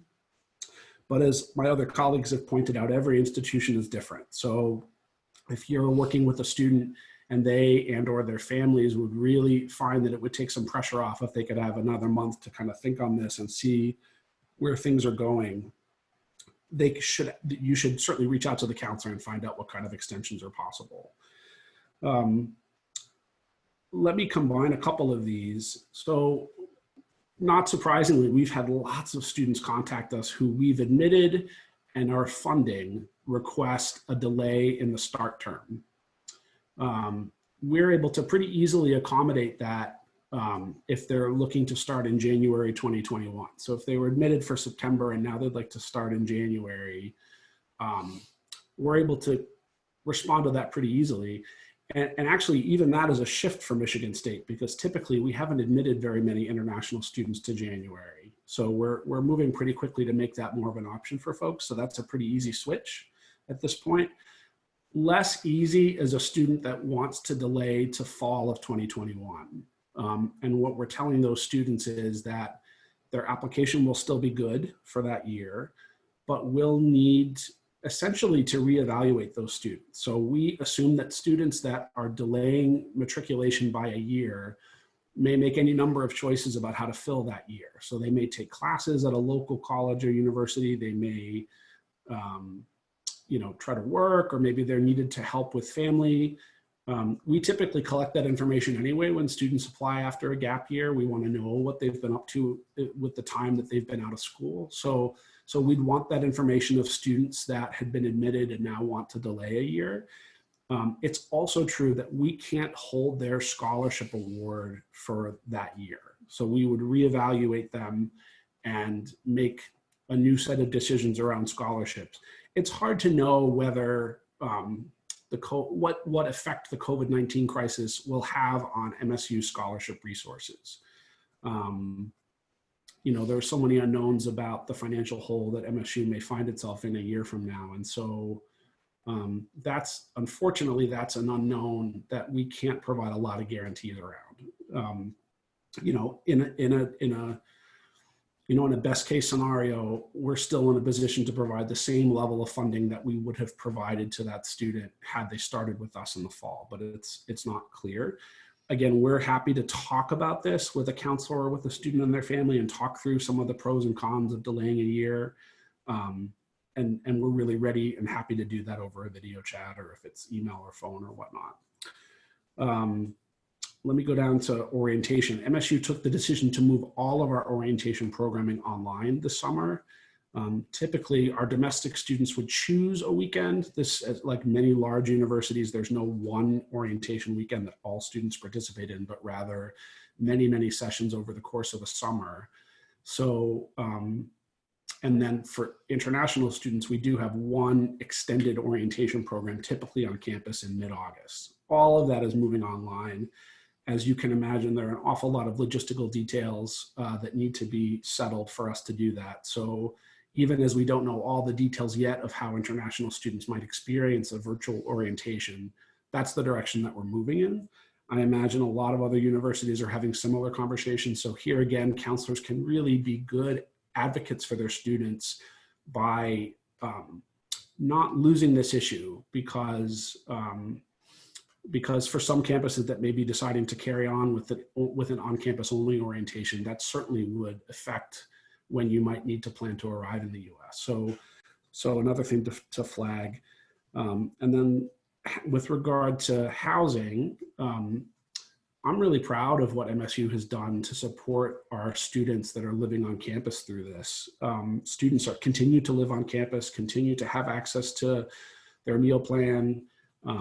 As you might expect, many of our students have left campus. 70% of our students are from Michigan. So for many of them, home was only a few hours drive. So, but we continue to house students, particularly those students that are international and are unable or unwilling to go home right now, or other students for whom this is their best option for shelter.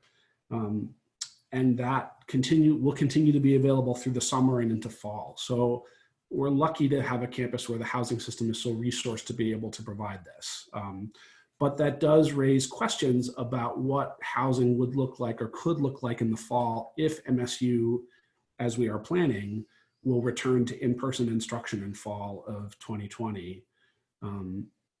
So some of the logistics around that include how we can help support students' social distancing, in physical facilities that, we're not designed to try to keep all people 6 feet apart.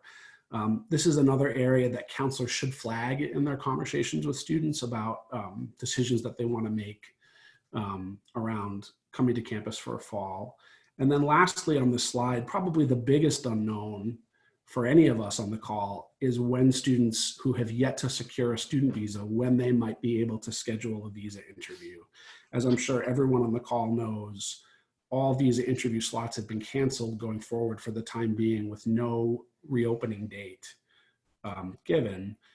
When we have students who have yet to secure a visa approach us with this as an issue, what I've tried to do is if I know, if I have a contact in the Education USA office in that student's jurisdiction, I'll try to connect them over email with the notion that EdUSA folks in that country will probably be among the first to learn when visa interviews resume. And so counselors, I imagine that you all may have robust connections in the countries where you're working. That might be something to suggest to students that are anxious about when they might be able to secure a visa interview. Next slide, please. So really, I feel like what I've done, maybe like some of my colleagues, is identify more important questions than answers. But you can know, as others have said here, that we're working right alongside you, trying to get comfortable with the ambiguity that we're all working within. But the good news is that I hope that this webinar helps foster direct lines of communication to us. We are definitely not keeping a big box of mysteries from everybody. We're trying our best to make decisions guided by a privileging of student welfare and safety. Nobody wants to be a part of a decision that's going to risk the health of our students or the health of our community. So, and we also know that students and their families need answers to these questions so that they can make their own decisions about the next 12 to 18 months. So do certainly reach out to us if you or your student or their family have questions or concerns, and we'll do our best to help them problem solve through that so that they can make the best decision make an informed decision based on all the information that's available at the time. I'm lucky enough to be a part of a staff of 7, and every fall, generally, we bounce all over the world. We've had folks recruiting on every continent last cycle. So I know many of my colleagues and I have had the pleasure to meet many of you in person. It's really unclear right now whether our fall travel schedule will resume the way it has. But we hope it will. And in a worst case scenario, if we're not able to do that, then we'll probably try to engage with folks virtually like we're doing here. So we hope to either see you in person or on our laptops going forward this fall. And that's it from me. Thank you so much, Robert. That was quite informative. Thank you to everyone. Thank you to all the participants. Now I'm going to move into the question and answer phase. I just want to give a couple of Princeton Review offices. My email on the bottom. If you want a copy of the webinar, it's at info@eljamiat.com, and I'll be more than happy to send. I've already got some emails for that. This is the contact information for all the universities. I'm going to leave that up for, let's see, what's after that? Okay, then we have, okay. So I'm going to leave that up, and now I'm going to go into the question and answer. Is everyone back? Okay. I'm reading them right off, and then I will delegate, or everyone answer the question. So the first question is, Are you still accepting applications for MA programs? I guess it's just they don't say what, or so I think, is it yes for everybody, or is anyone no? Yes. Yes. Virginia Tech said no. We don't anymore. Kentucky said no. Dane? We are still accepting applications. Robert, are you accepting?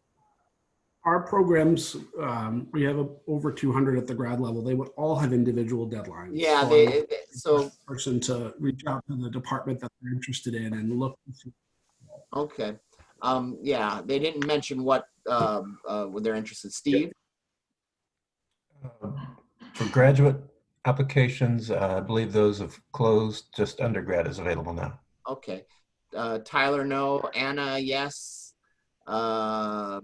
Audra, no. And you have anything to say about that, Robert? Princeton Review, Robert, do you have anything you want to add to that? No, I don't. Sorry. Okay, no problem. Okay, next question. Is it possible to discuss what everyone's feelings about the changes for next year if the coronavirus situation is extended? I think everybody went into that a little bit in their presentations. If one person wants to give just a brief answer, anyone? Dane, do you have anything to say on that? I always have things to say. Whether it's helpful or not is the real question. There's so much we don't know. There's so many things that can happen. We could get amazing news tomorrow that says some kind of maybe not a vaccine, but some kind of treatment breakthroughs come. I mean, there are things that are happening, and science continues to advance. I think the only thing we can do right now is really plan for multiple scenarios, and I think universities and high schools are all doing that. We don't want to have an online start in the fall. I don't know any university that wants to do that, but I think our first priority for all of us has to be health and safety. And then the very close second after that is, are we actually making good on our promise as a university to offer a place for students to thrive academically? And that includes health security as well. So just know that we are looking at that. Otherwise, I think we just have to be ready to be resilient and adjust and adapt with whatever comes. That sounds really trite, but I think that's the best we can do. I agree with you. There's so many unknowns right now. I mean, just so many. Next question from Carl. Do you have scholarships for international students in all areas of the university? I think all of you, yes. Yes. Yes. Okay. Next question. Rob, I'm not sure which Rob, but I think it's you for Princeton Review. If the SAT is test optional, say for UC schools, but my students have scored high, will it help or will it not on their application? Yeah, I think it's a good question, and I'm sure one on lots of folks' minds. And I can't help thinking that it can't help them, right? I mean, and for a couple of reasons. We talked about during my formal remarks, if students were thinking of using the spring semester in their high schools now to distinguish themselves with a 4.0 GPA, with, starring sports on an athletic field, with major, with starring in a school play. I mean, those things have all sadly been canceled. But one way that students can additionally can continue to distinguish themselves is through the SAT and the ACT. As we know, a lot of high schools have also gone pass-fail. So the letter grade, is now, not an option for many students and have moving pass-fail. So I think, and I'm a test prep guy, but I think that you continue to be able to distinguish yourself by taking the SAT and the ACT. Remember, test optional schools don't mean test prohibited, but what students are doing is distinguishing themselves and taking the harder route. And, so through my Princeton Review lens, I do think it's going to be of value. For the two Roberts, Robert Franken, I'm going to address you as Robert, and I'm going to address Robert Coffey as Bob, if that's okay. Yeah. Okay, great. From HIBA, which universities are offering discounts for the fall term? Interesting. Any? Well, what do you mean by discount? I mean, the scholarships are really the discount that we offer in tuition. I know we earlier touched on, perhaps considering appeals and circumstances certainly change. Parents lose jobs. We do have an appeals process for students to go through if they are looking for more scholarships, but they're not guaranteed that they would get additional ones that they have already gotten. So yes, we have an appeals process. Okay. Anyone else want to add into that, or? I think some universities are open to discussions about, changing family income. I know it's true for domestic students as well, that if a parent has lost a job in the last few months, that a financial aid award could be adjusted. There are some universities talking about freezing tuition that weren't talking about this before. But as far as universities offering a discount because the courses are being delivered online versus in person, I don't think most universities are planning that. I think if students are uncomfortable with the value of their university experience being delivered online versus not, and the instability of that, then maybe taking a gap semester or gap year might be a better option. Because most universities are going to affirm that the quality of education, the average class size, the depth of knowledge that the professor has doesn't change because it's an online delivery. And so I think most universities are going to have to continue to wrestle with students not seeing the value of online versus in person, and how that might affect their perceptions of cost and of value. So I think that needs to be a good dialogue with families. Thank you. I think this question is for Robert. Can students still register now for the CLEP exam? The answer is yes, and I saw that come up in the comments, and I just checked the College Board site. Again, College Board is responsible for creating the CLEP. It didn't give a cutoff date, and the application is still available. And then there's the question of when students can take the CLEP, and it seems like it's fairly liberal in their policies, either a matriculating college student or, of course, a student in high school. It's a little over 60, I think it's at 66 or 68 different academic disciplines that are tested through CLEP. Thank you. Yep. For Dane, does Cal Lutheran, it's specifically for you, Dane, does Cal Lutheran offer scholarships to international students? Yes. And need-based aid. Okay. Next question. What can counselors do to help students emotionally and practically with the transition from high school to university? I'll just go through each one. Dane, you have anything on that? Yeah, I think I had a conversation with a high school counselor recently about a student who really took being home and being with family, that the family dynamic was not great and not healthy for the student, and how that impacted the student academically and emotionally. And so our call was really to talk about how that might impact the student's admission. But I think that in hearing from that counselor and hearing the way that they have utilized campus resources virtually to be able to kind of rally around a student was great to hear. I think the challenge with that is that without being able to see them, a lot of counselors are really good at being able to tease out whether something's happening in a student's life when they can see changes in a student's behavior, demeanor, how they carry themselves, and can respond. I think it's so hard when you're not actually seeing the students to know how this is all impacting them. But I think the same is true for our current students at the university, that we just need to reach out to each other and ask how we're doing, and do the best that we can, and then realize that there's only so much we can control and so much we can help students. Bob, you have anything on that? I think, yes, I think we're all having to learn to live with ambiguity. And that includes admissions people, and that includes students and their families. I think, probably all stakeholders to the admission cycle got really comfortable with how routinized it could be, that there's a cycle and deadlines, and these things tend to stay pretty constant year to year. And now a lot of those certainties are not available. So I think counselors can really be great advocates for their students and families by, encouraging them to speak up when they're unclear about something, and to see how they can get clarity to the extent that clarity is available from counselors, from admissions officers. I like to remind applicants that nearly everyone in our office was themselves a high school senior at one point, waiting for notification from a university that they were really interested in. So we feel great empathy. At the best of times, we feel empathy for students and their families and want to be responsive to those concerns. And I don't think that that's changed. Steve? Yes. what can counselors do to help students emotionally and practically with the transition from high school to university? Well, I think it's important for the students to reach out to the resources that are available on the campus. Many of our institutions, including mine, offer career coaching, student counseling, psychologists available, financial counseling available. So students should take advantage of all of the resources that are available on campus. I think that would be the best step, and then just to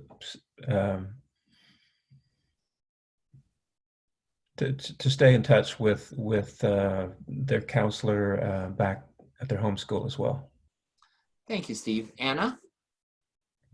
Thank you. So that's what exactly similar I was going to say, that educating students that U.S. universities have resources that may not be available to other places, from student access, counseling, health services, international student services, and all of us our job is to be there for our students. So if they want to talk or just want to hang out with someone, email them, call them, that we are here for them. So that's it. Robert?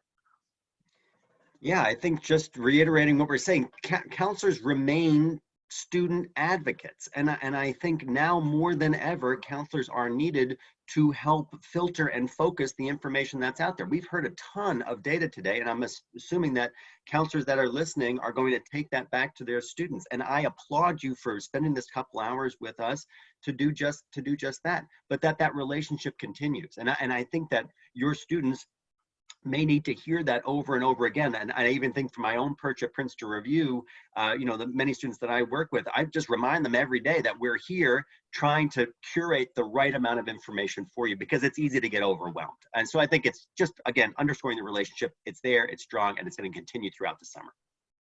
Ritu? Do you want to? Okay. Tyler? I think the only thing I'd add is encourage the students to make sure that they get involved once they're on campus. Get involved, clubs, organizations, try to find groups that students can feel comfortable with, whether that's in their same cultural communities or interests, athletics, or whatever it is. All of our campuses are going to have activities for students to get involved with. And so encouraging them not to just sit in their dorms and be alone, but try to get involved once they're here on campus. And Audra. Thank you, Tyler. I will just echo everyone else and agree with everything that's been said. Okay. Audra, I'm going to start with you on this one. As you know, many countries postpone the school academic year until August. So if any student from these countries got conditional admissions for the fall 2020, do they need to apply again for the spring semester or for admissions decision, or will the admissions decision remain valid? This is from Shocker. So I'm trying to frame the question in the context of the conditional admission. But just to go back a little bit, if a student was admitted for the fall of 2020 and for whatever reason chooses not to come in the fall semester, as I believe Robert mentioned previously, they can defer. They can defer to the spring semester at the University of Kentucky. We allow them to even defer to the fall semester of 2021 with the scholarship. They can retain the scholarship that they were awarded, whether they start in the spring or in the fall. If it says the school academic year is postponed to August, if that means that the final transcript only comes out in August, that possibly is still in time to bring the transcript to campus before the school starts, if they want to start in the fall. Conditional admission, if it was pending this final transcript, will then be satisfied. But again, I believe most universities will allow to defer at least until spring.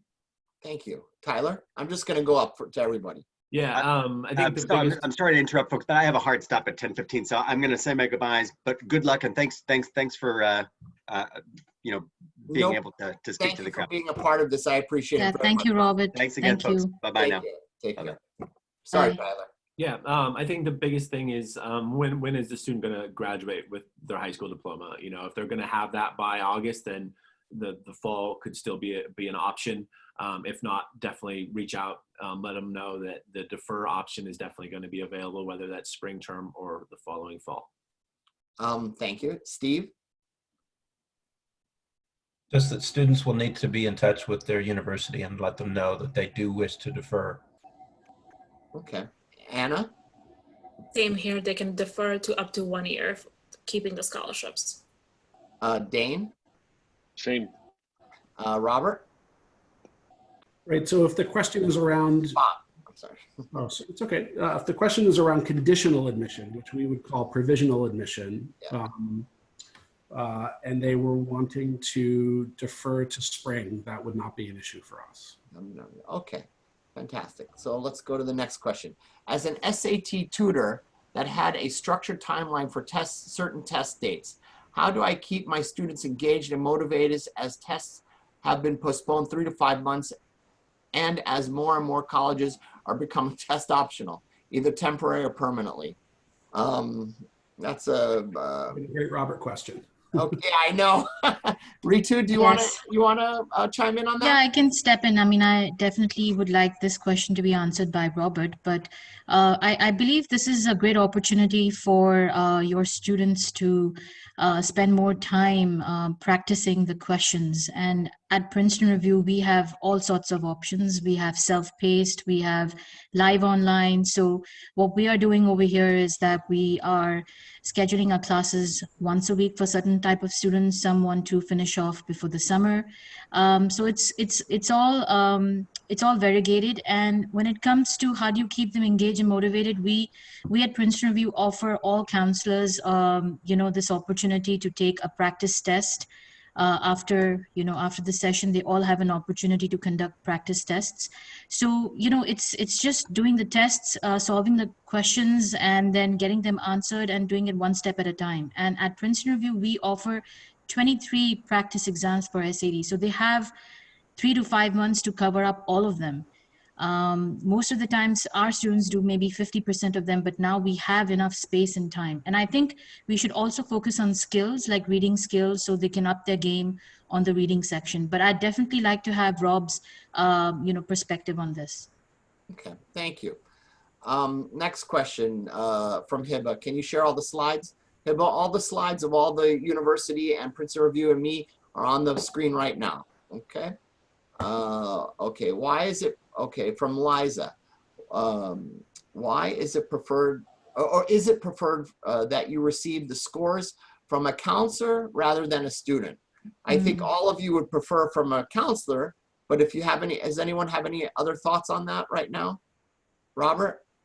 I would say if we go 30,000 feet out from this question, our educational systems rest on a premise of authentic credentials, right?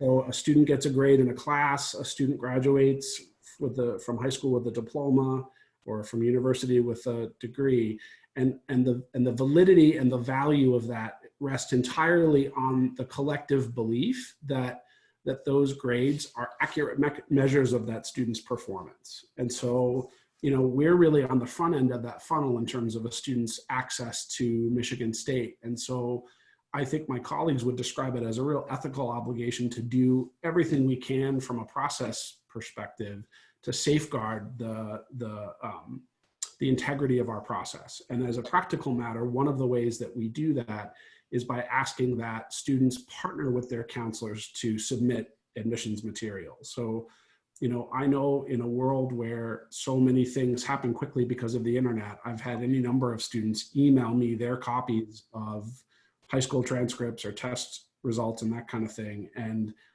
I understand that they're anxious to get to an outcome in terms of the admissions review, but we'd really rather that they work with their counselors to have the counselor submit those materials. Now we know that that the current COVID-19 crisis is maybe making that difficult for some people in some places, and we want to hear from those folks. And we're happy to see what we can do to work with folks on a case-by-case basis, but it remains our preference that students work with counselors to send those materials. So not to be ambiguous or when you say partner, a student partner with this counselor, you're still, as you just said, preferring the grades to come from the counselor. Correct. Okay. Correct. Yeah. Anyone else have any other thoughts on that, or? Okay, let's go to the next question. We went over that. Okay, from Anonymous. Are all the universities ready for online in the fall if necessary with tuition? Okay, if necessary. With tuition will be the same or discounted. I think are all the universities ready for online fall? Bob? Yeah. I suppose our faculty would have very different answers in terms of the bandwidth they had to even start thinking about migrating their fall 2020 classes online. That's certainly a discussion that's being had at all levels of the university. As of now, we're planning on in-person instruction in the fall, but we recognize that that might not be an option that's available. If we, in a scenario where we move to entirely online instruction, I have not heard any discussion about a discount in the tuition. MSU has a tuition block plan where students taking anywhere from 12 to 18 credits are paying the same. So in a scenario where we're starting online, you know, is there a way that we could make it so that students could break that cost down over an additional semester if they didn't do full-time online instruction? That's a question that we're considering, but we're nowhere near a decision on that. Steve, what about Tulsa? Sorry, as far as the online for the fall? Is your university ready for online fall if necessary? And will the tuition be the same or discounted if you go to all online?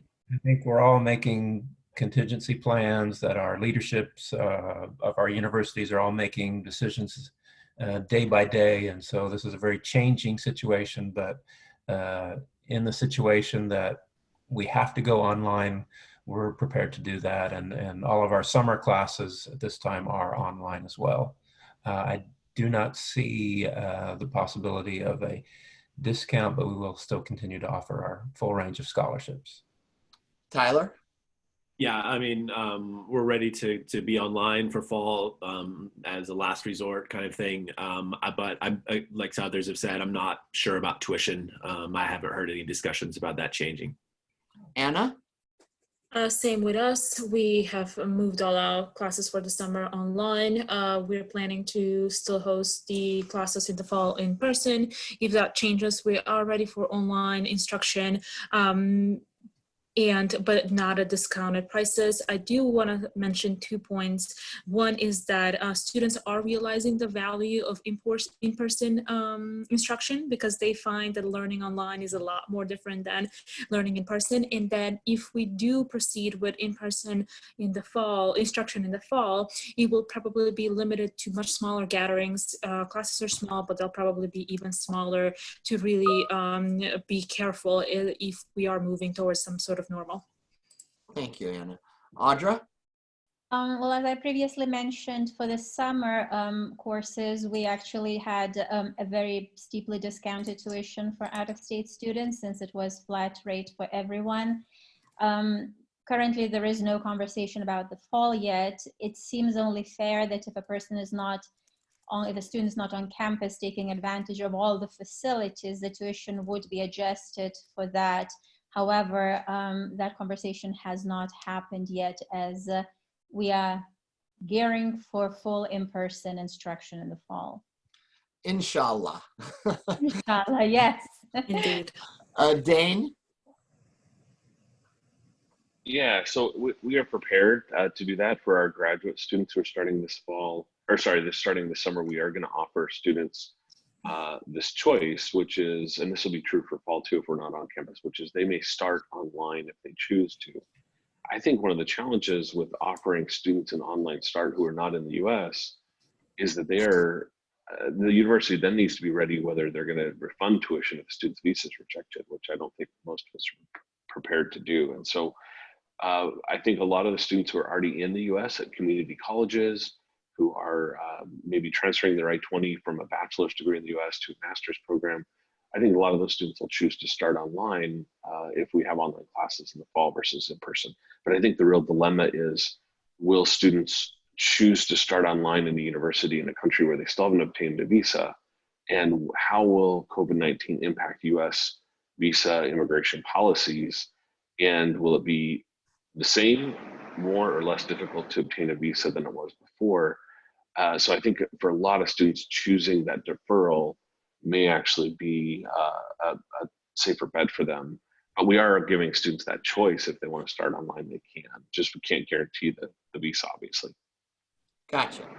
Next question is from Rola Fadullah, who works at Ahmed East in Kuwait and is a very good friend of mine. I'm going to reframe her question because I don't think most of these COVID-19 students are going to get degrees online. They might take classes online, and I don't think that will affect taking a semester online is going to affect. I don't know yet, but is anyone, the question is, Ministry of Higher Education in Kuwait does not accept online degrees. How will this affect students?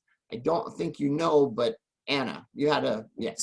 So all the other sponsoring agencies that sponsor students in the US, they have limited allocations of how many online classes can students take. And so, and I know that they are also being flexible right now and have issued statements saying students can take online classes for the spring and the summer semester without affecting the basically the translation of their degree once they go back home. So obviously they know this is a pandemic and will be flexible with the amount of classes, but I don't think it's going to affect the overall degree accreditation. Because I don't think most of these students are going to be getting a 4-year degree online. I think they're going to be taking semester, maybe a year, but anyways, okay. Next question, it's for Rob. Rita, do you want to take this question? Would it be advantageous for non-AP students to take an AP test to make their application more challenging due to the situation? He addressed that to Robert. Sure. I mean, I think when it comes to non-AP students, I'm assuming that is someone from an Indian curriculum or British. It all depends whether the schools in your city allow external students to take the AP exam. So let's say there's a school that does AP exams only for their students. So we don't know if that school will allow students from other schools to take the AP exam. So this is very school to school, meaning test center to test center. There are some countries where Education USA or the US Consulate hosts AP exams. I know that it happens in India very openly. External students can take AP exams directly through the Education USA / US Consulate. I think the best way I could answer this is, sure, it is advantage if you can take AP. There are parallelisms between an IB and a British and an Indian curriculum, and but what's different is that the test questions is what the students need to get familiar with. So we at Princeton Review Score Plus, we are launching live workshops for AP courses for the May exam. So we're helping our students and our counselors who are offering AP exams for their students, and for those schools who don't offer AP, but they want to take AP, they need to contact the test centers, and we're happy to help them. Does anyone else want to add into that? Robert? I'd like to. I get questions like this a lot. And again, I think to kind of zoom out a little bit, when we're looking at a student's application, we're certainly paying attention to the rigorousness of their curriculum. Mm-hmm. So for us, it's not a matter of one AP or two. More broadly, what we're looking for is, based on what was available to the student in terms of choice making as they go through the curriculum, is the end result a rigorous curriculum that would leave that student really well prepared to succeed at the post-secondary level. I think my colleagues at MSU and admissions would say that again, it's an ethical decision we're making. Do we sincerely believe that this student would thrive academically if they made the choice to come and join us?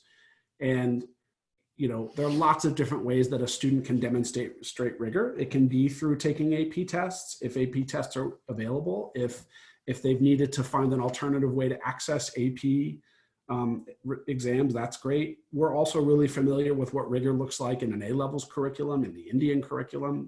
There's there's a deep knowledge, I think, in most international admissions teams about how rigor shows up across a range of curricula and how we can assess that. So for counselors that are wondering how best to help students answer these questions, I think it starts with, what markers of rigor show up in that student's home curriculum, and how can students access those opportunities to really prove that if they were admitted and they came, that they would be amply prepared to thrive. Fantastic. Thank you, Robert. Anyone else? Okay. I'll go to the next question. This next one is very general from Fadi. Any suggestions for the students to get prepared for their college in the meantime? Anyone? I think, as a practical matter, as nearly everyone on the call knows, it's not, once you're admitted, that's just the start in terms of all the things you'll need to do. We really assume, we rely on students checking their email, and we know that with every succeeding generation, email becomes less and less of a tool that students like to use. But I think a great way that counselors can support their students is to say, emails are going to continue to come after the admissions decision. So for example, frequently students won't find out about any kind of scholarship award we've given them until after we've admitted them. And that means going in and checking electronic messages in their portals, like counselors encouraging students to continue to really stay on top of their email and messaging that the university is sending them is a great way for them to gear up for university life, especially now when so much is unclear about how we're to proceed. Thank you. Next question. Any university promoting education for differently abled students, especially mentally challenged? I don't know. Anyone want to take that? I think there's like a follow-up to that question. Oh, yes. Okay. I'm sorry. Thank you. Let me read it to you. Example, student who passed higher secondary education from a special needs category. Anna? Yeah, I can answer it. So the students will still need to meet the admissions criteria, no matter where they graduated from. And when it comes to access and accommodations, we do have a student access services department, similar to most universities, who then assesses what accommodations can be done for the student. It is important to mention that the abilities and the challenges need to be strictly documented, and they have protocols by which they may or may not allow certain accommodations. So I'll leave it at that. Tyler, you wanted to say something? No, I was just going to kind of echo what Anna said about accommodations, and all universities are going to have some sort of office for students, whether they need additional time for testing or help with note taking in class and things like that. Again, it kind of comes down to being proactive before you arrive on campus. Reach out to the specific office, make sure you have all the documentation that is needed to show that accommodations are needed, and universities will happily work with you to make sure that you have all those, anything that you need to be successful. Thank you. I'm going to go to the next and one. I just want to add on, even through online classes, universities are working with students that do need accommodations, and even additional accommodations, whether it's through help with internet and things like that. You just need to be proactive. Thank you. Thank you. Maurice from Hillcrest School in Nairobi. I'm going to answer this one. Thanks for the webinar. I think the universities really need to look at the issues of fees again. Online should have some discount or fee reduction because the experience is not the same. I agree. I think all of you agree. but I don't think that's up to you guys. I think it's to the higher administration that is going to make those decisions. And I think every administration is looking at that. I mean, if I'm out of line here, let me know. I mean, I think everybody's looking at it, but I don't think right now, I don't think any answers have been made. I don't even know, like most of you said, you don't know if you're going to have online or in class on campus for the fall right at this moment. So that's still up right now. Okay, so Princeton Review from Hong Kong. What can we do as counselors internationally to encourage or assist some of the lesser known universities that are not on the top 20 with admissions and enrollment? Could all of you comment on the profile of international students you are seeking? Bob, start with you. Sure. So if you were on the call earlier when I showed you that slide of our football stadium with some facts about our size, I think, you know, we're certainly on the larger size of universities, and we don't make any apologies for that. I always tell students we are not for everybody. You know, there's limitless opportunity here, but rather less handholding than you might find if you were at a much smaller school. So I think, you know, broadly, the kind of international students that I'm always keen to meet when I travel are students that enjoy a challenge, that have even the broad contours of a plan for themselves, what, you know, in terms of how they see a university experience and the degree. Uh-oh, I think he got frozen. It's going to be really hard. What's that? Your internet is going in and out a little bit. Sorry about that. No. So I guess I'll say, you know, students that are good problem solvers, students that have some broad goals for themselves, and students who are applying with an academic record that suggests that they have prepared themselves well for the kind of rigor they'd find with us. Fantastic. Steve?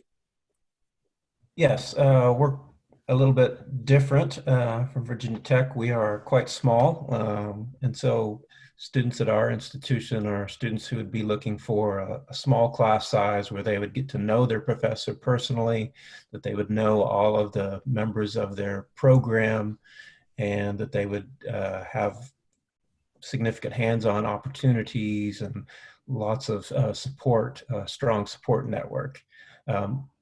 Also, students choose us because of our strong science programs, particularly engineering, petroleum engineering, chemical engineering, mechanical engineering. We have one of the top petroleum engineering programs in the world.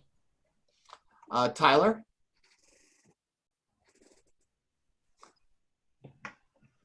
Yeah.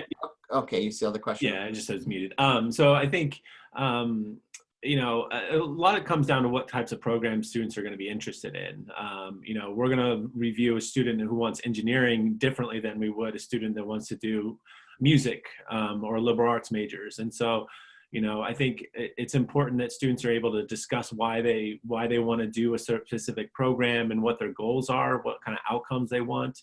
You know, kind of echoing what Robert was talking about is, you know, we are a large university, and so, you know, make sure that students understand that, you know, you're coming into a school that's going to be significantly larger than the high school that you attended. And so making sure that students are able to be proactive and reach out for assistance that they need it.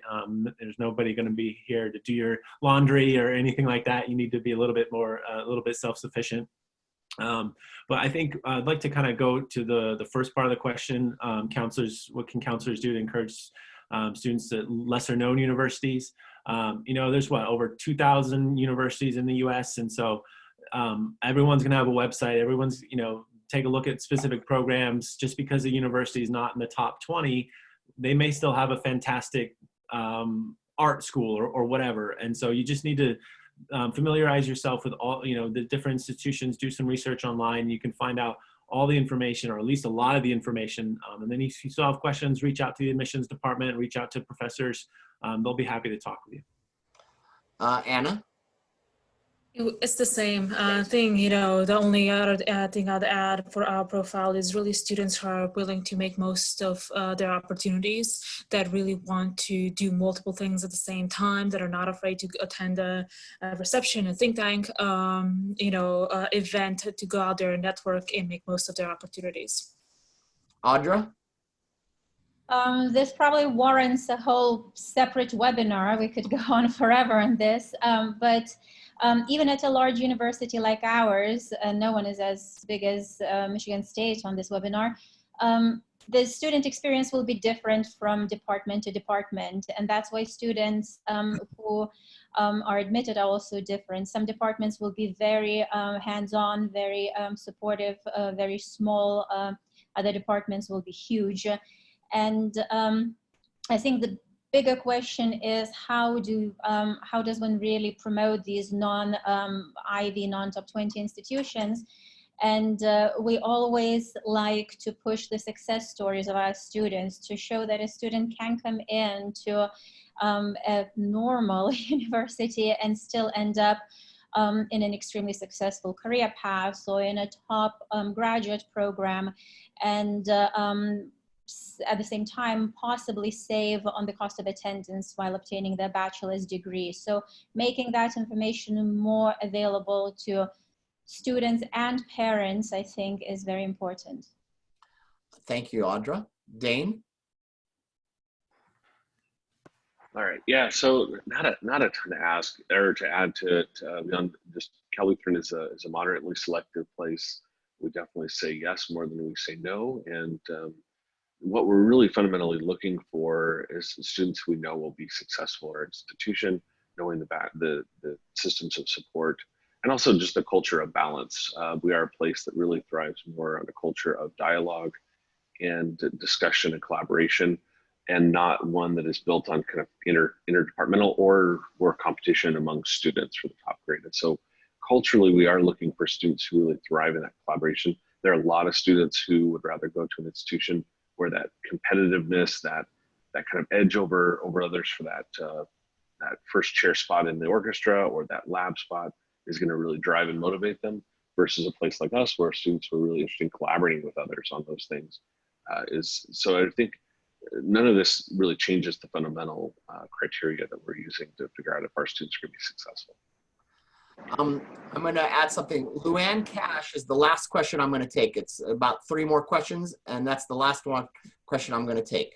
The next 2 questions from Roshanis, I'm going to combine and answer part of it. Can a student take CLEP courses during the lockdown to better prepare themselves? As Robert said, I think they can. But the second part of the question, will they get credits for courses taken? I don't know. Do any of you, do you want to briefly, Robert, yes or no? Did they take credit? Did they get credit for CLEP? I'd have to go back to, I don't get a lot of students that are applying with CLEP exams, but I would say that the College Board will keep a list of universities that accept CLEP exams, and I would have counselors refer students to that. I will tell you something funny. I'm 55 years old. I took CLEP in 1983 to get a couple of extra credits for my entrance into SIU, Southern Illinois University. So, I mean, you know, so I didn't know there was still CLEP even. But Steve, you want to, do you accept CLEP? No, we don't accept CLEP, but we do accept AP and IB, and students can get up to 32 credit hours that way. Okay. Tyler? Yes, we do accept CLEP. If you go to the Virginia Tech Registrar's website, you can find out how those credits transfer, what scores you need. In addition, obviously, AP, A-levels, IBs, all those students can earn credits as well. All right. Anna? Same as Tyler, exactly the same. Okay, thanks. Audra? Same as Tyler. Okay, thank you, Audra. Dane? Oh, there we go. Yeah, I'm actually looking at our CLEP equivalencies here. It depends on the class, depends on the score. Really just maybe 2 or 3 clicks can get anybody through, from our homepage to be able to find out exactly what our AP and our CLEP and IB equivalencies are. Thank you. Next question from Maurice, which I think is a very good one.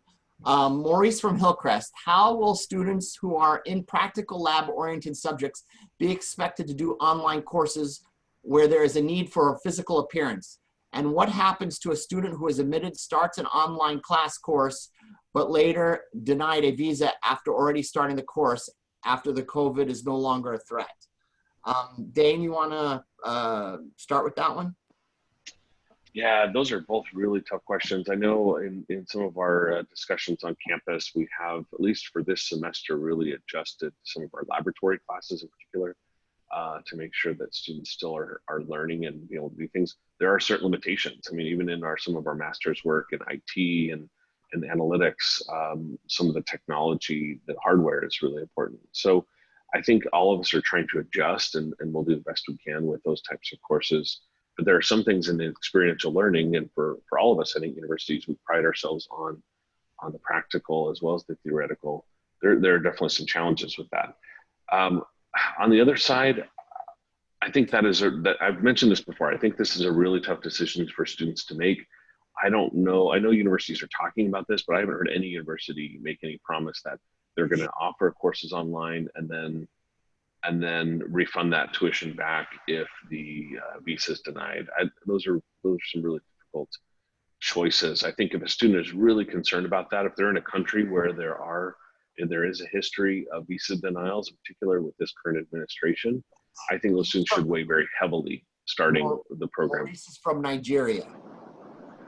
Yeah, and that's one where we've seen a lot of visa rejections. And Yeah. so in cases like this, I really would, as much as we'd want to see that student start, I would really recommend looking at taking some online courses from an institution, maybe where the cost is significantly less, and that would then transfer to the institution you're planning to go to, or just outright defer for a term or a year. That's a gamble that I would really encourage students not to make in terms of the cost and the investment.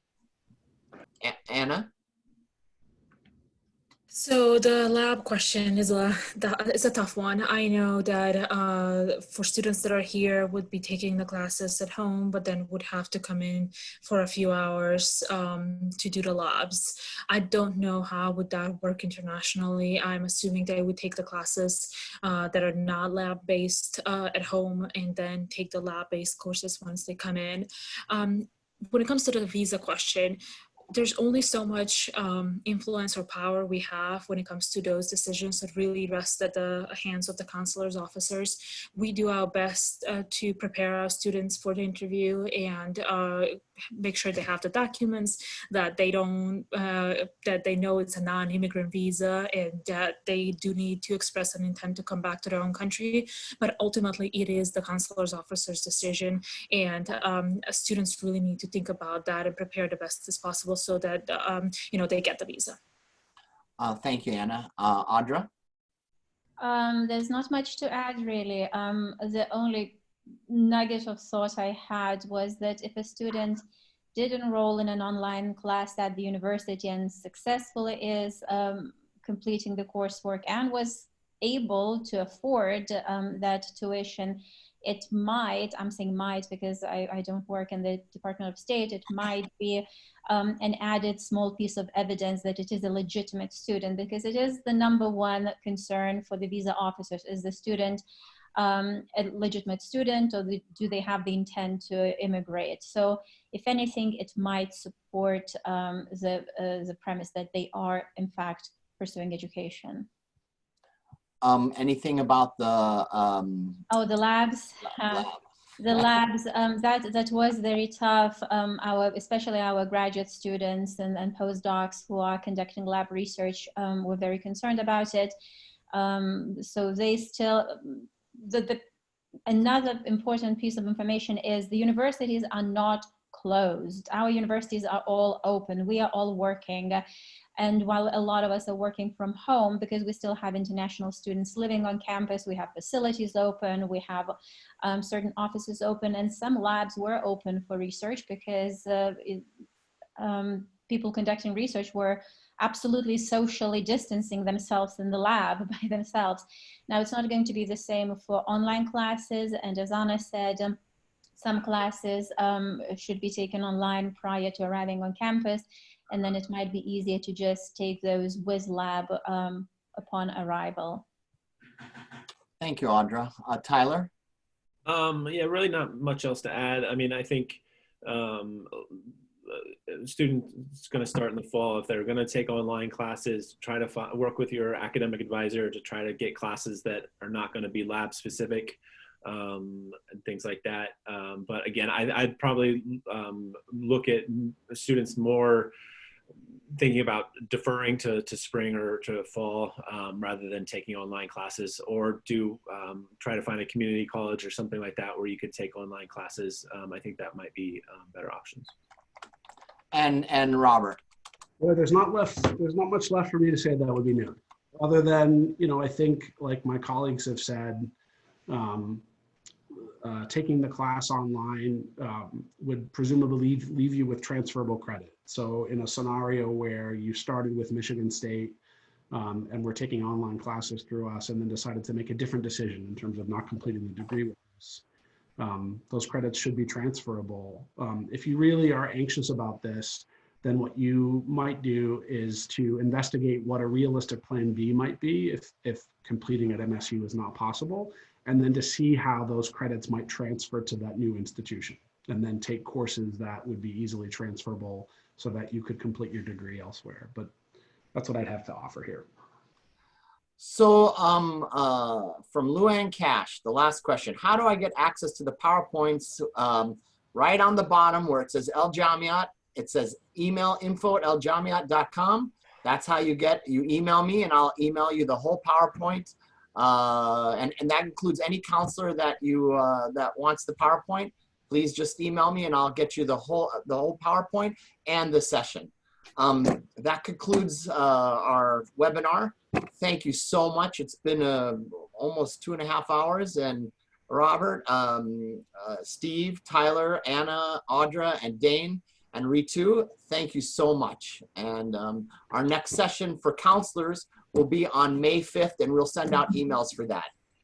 Thank you all. Thank you all. Thank you so much. And Joseph, we would like the counselors to actually fill up the survey. So if you can just go to the next slide, please. I'm going to leave the next slide on for the counselors. There's a little survey on the bottom. If you could please fill that out. Just take a screenshot, and if you can, we will send it out to you as well. But we would really appreciate if you share your feedback so we could come back with a stronger agenda than today, and more updates on the next seminar. Thank you. And I think this was very successful. At one point, yes, absolutely. Thank you.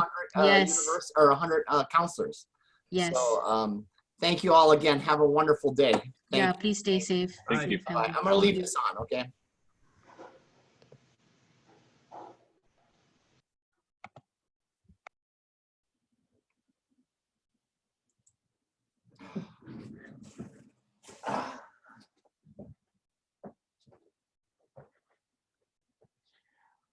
Oh.